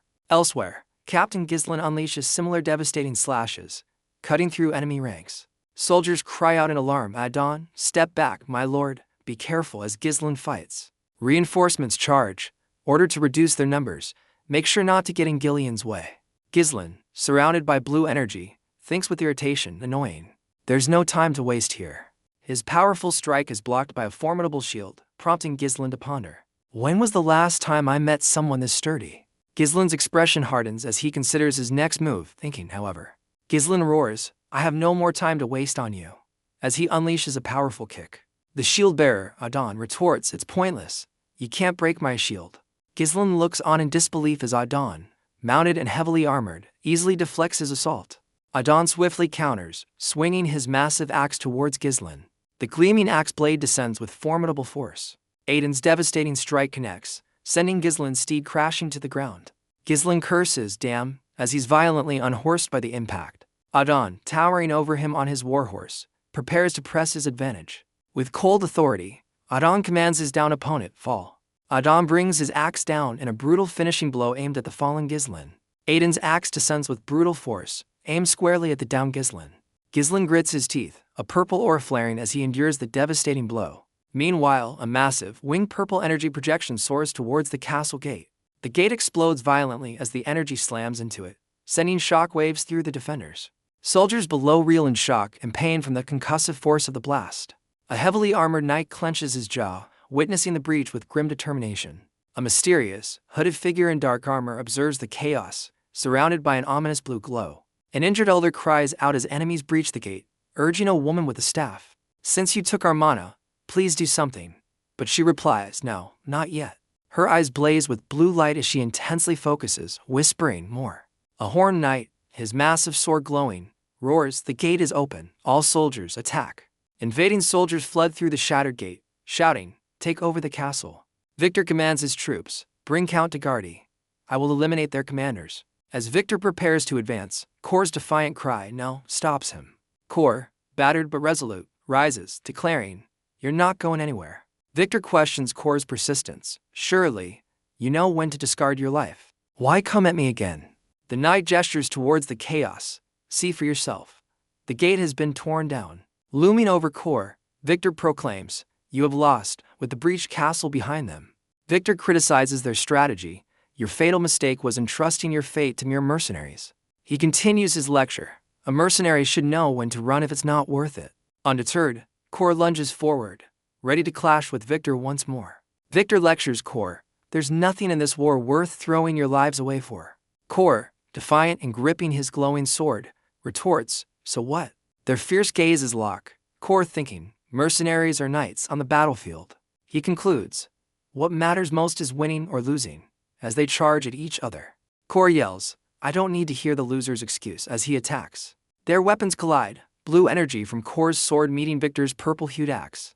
Kor's blade smashes directly into Victor's axe head with a shower of sparks. Victor's powerful axe strike is met by Kor's desperate block, the ground trembling. Victor seems surprised, a thought bubble appearing, the inside part of the axe. Kor's glowing blue sword pierces through the wooden shaft of Victor's axe. Ghislain, despite being unhorsed, unleashes a powerful purple-infused counter against Idun. Idun is violently thrown from his mount, his shield unable to absorb the full impact. Enraged, Idun glares from the ground, shouting, "You wretched mercenary! How dare you!" Elsewhere, Victor stares in disbelief at his axe, his shaft now pierced by Kor's sword. Kor, seizing the opening, swings his glowing blue sword with renewed ferocity. The blade arcs downwards, aimed directly at the momentarily stunned Victor. Kor states with conviction, "Even the sturdiest defense has a gap." He reaffirms his loyalty. "I have already offered my life to the young lord to serve him as a weapon." Kor's grip tightens on his sword, its blue aura intensifying with his resolve. With eyes blazing, Kor declares, "Therefore, I shall only bring him victory." Kor's eye burns with azure light, channeling his full power. His blade connects, blue energy erupting as Victor is struck and bleeds. Meanwhile, Ghislain, on foot, fearlessly rushes the heavily armored, mounted Idun. Ghislain's internal voice admits the grim odds. "I know that Guy is stronger than me, and that I can die." His thought hangs, but as a strategic imperative appears over Victor, hold Victor down. Ghislain's face twists in fierce resolve, his mind set, "If I can land just one strike." He continues his desperate sprint towards Idun, a lone figure against a mounted titan. The stark admission echoes, "I know that Guy is stronger, I can die," but fueling his defiance. His eyes blaze with a gambler's hope, focused on a single chance. "If I can land just one strike." The young lord, cool and confident, appears with a smirk, musing, "How did I do it? Which one?" Ghislain recalls a bet. "You know, that one. Back when we had the bet, you went like, bam bam, and dodged everything." He earnestly asks the young lord, "Can you teach me how to do that?" The young lord turns, a subtle, confident smirk playing on his lips. He cryptically replies, "It's not about the movement." The young lord's voice echoes, "Anyone who runs into you for the first time would probably," as Ghislain leaps at Idun. Idun scoffs from horseback, "You're just an animal that charges forward." The young lord's thought finishes, "Look down on you," as Ghislain's eyes blaze with fierce blue light. Ghislain, though outmatched, ferociously clashes his sword against Idun's, sparks flying.